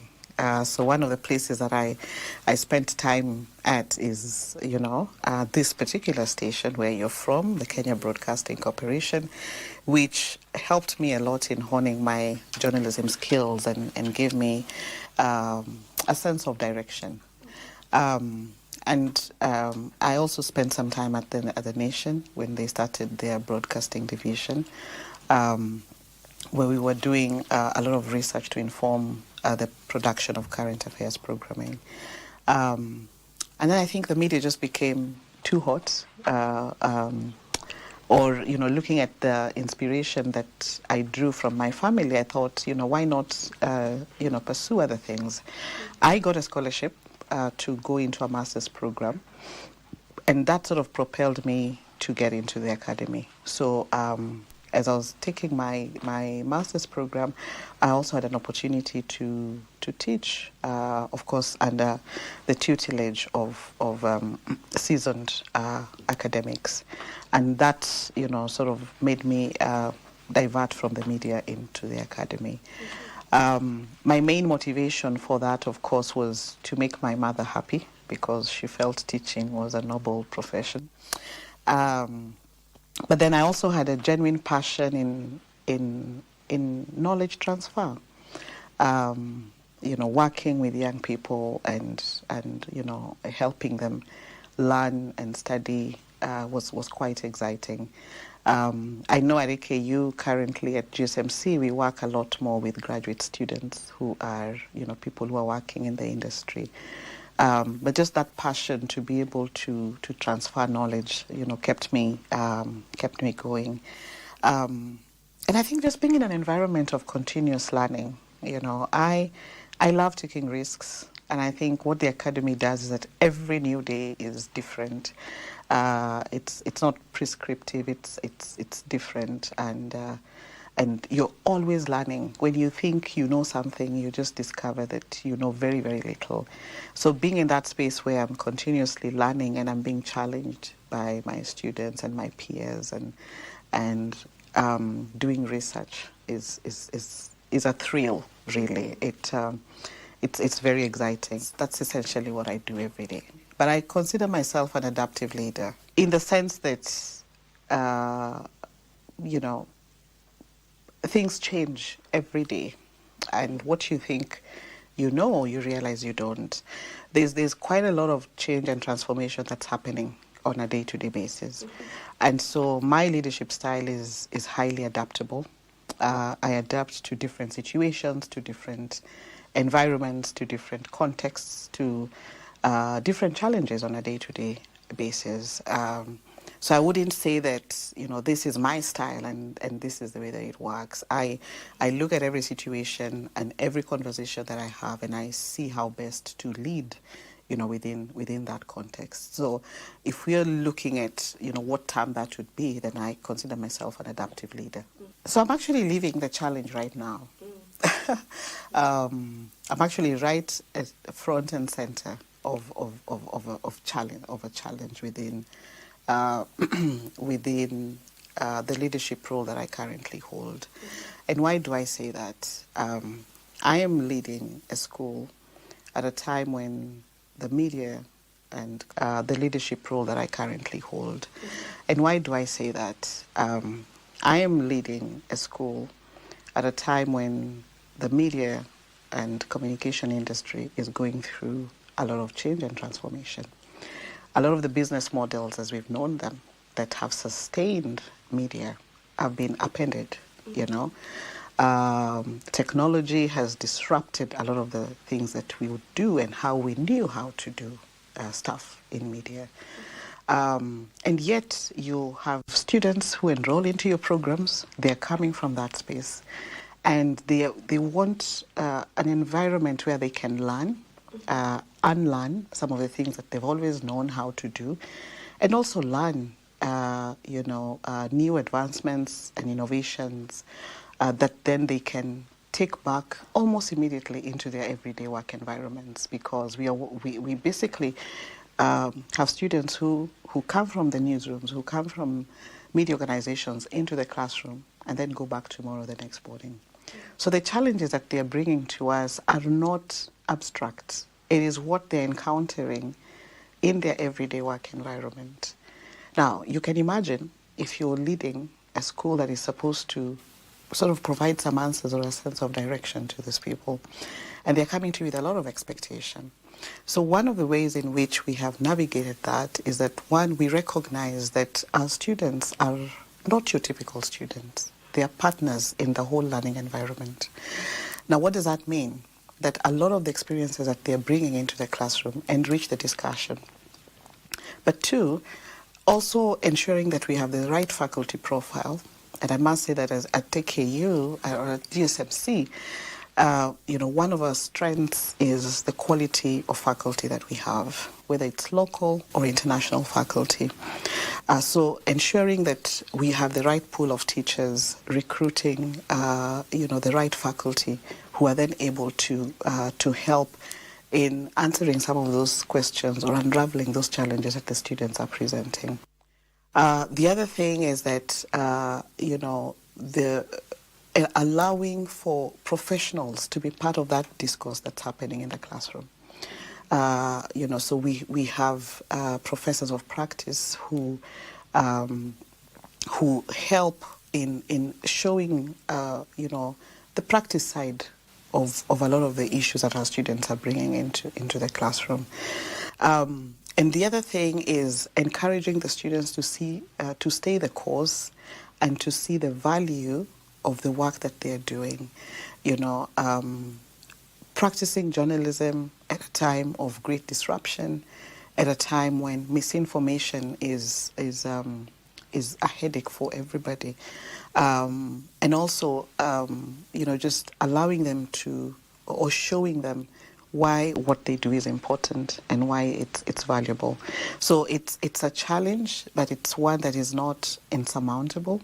It's one that we've been able to navigate, and it's one that we are also learning even as we lead in that space. Mentorship is great.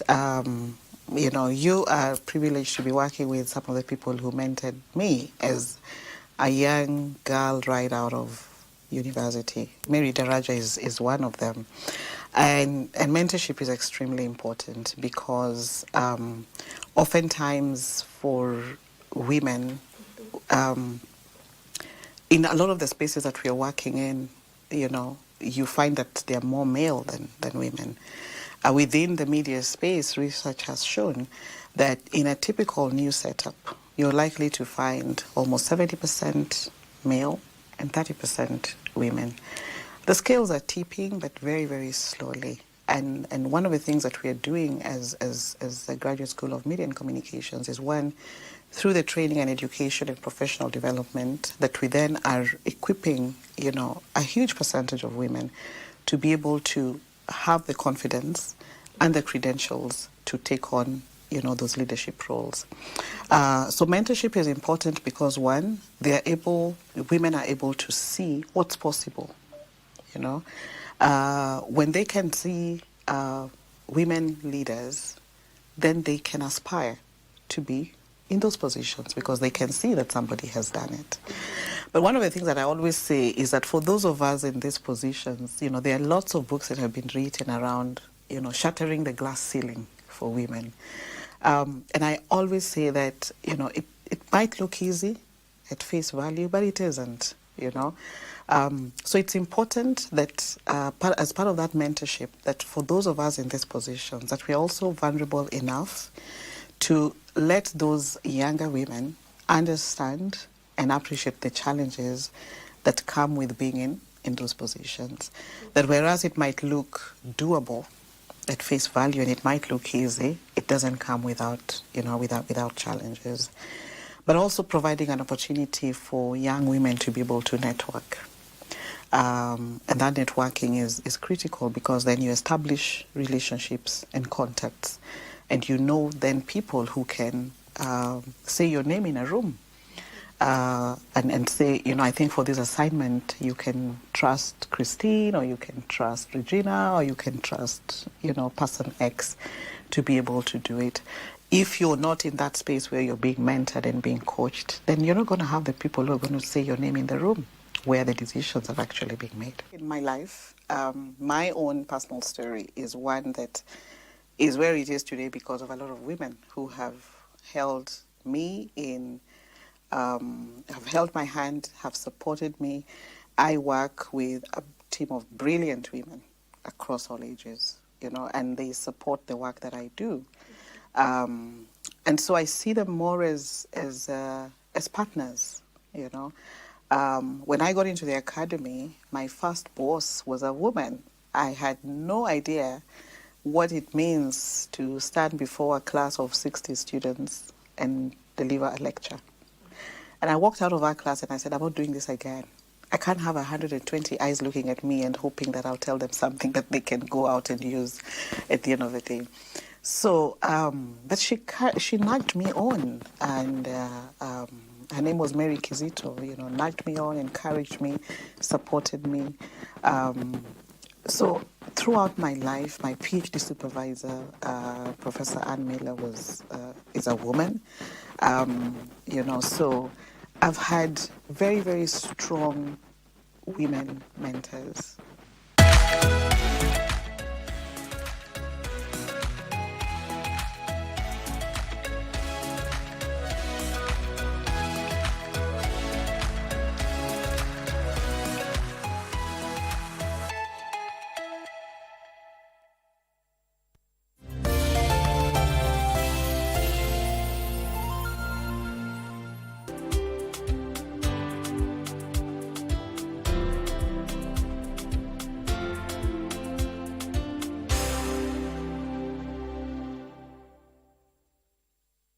Are you a talented artist, or are you passionate about a topic you want to discuss?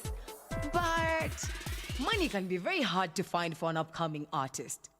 Don't worry, Studio Mashinani has got your back.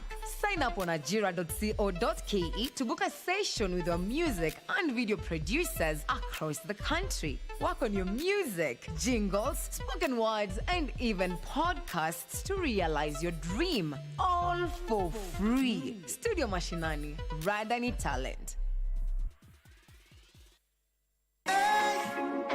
Friday night again. Greetings in the name of the Most High Jah Rastafari. My good name is Marley Moses, the positive warrior, alongside... Yes, sir, DJ D-Rage, the baddest. Each and every Wednesday from 10 p.m. on KBC Channel 1 TV. Tunakuletea the biggest reggae party in 254 in a yard extra. Extra niceness of reggae music. Extra dose of entertainment. When the thing is nice, we have to do it twice.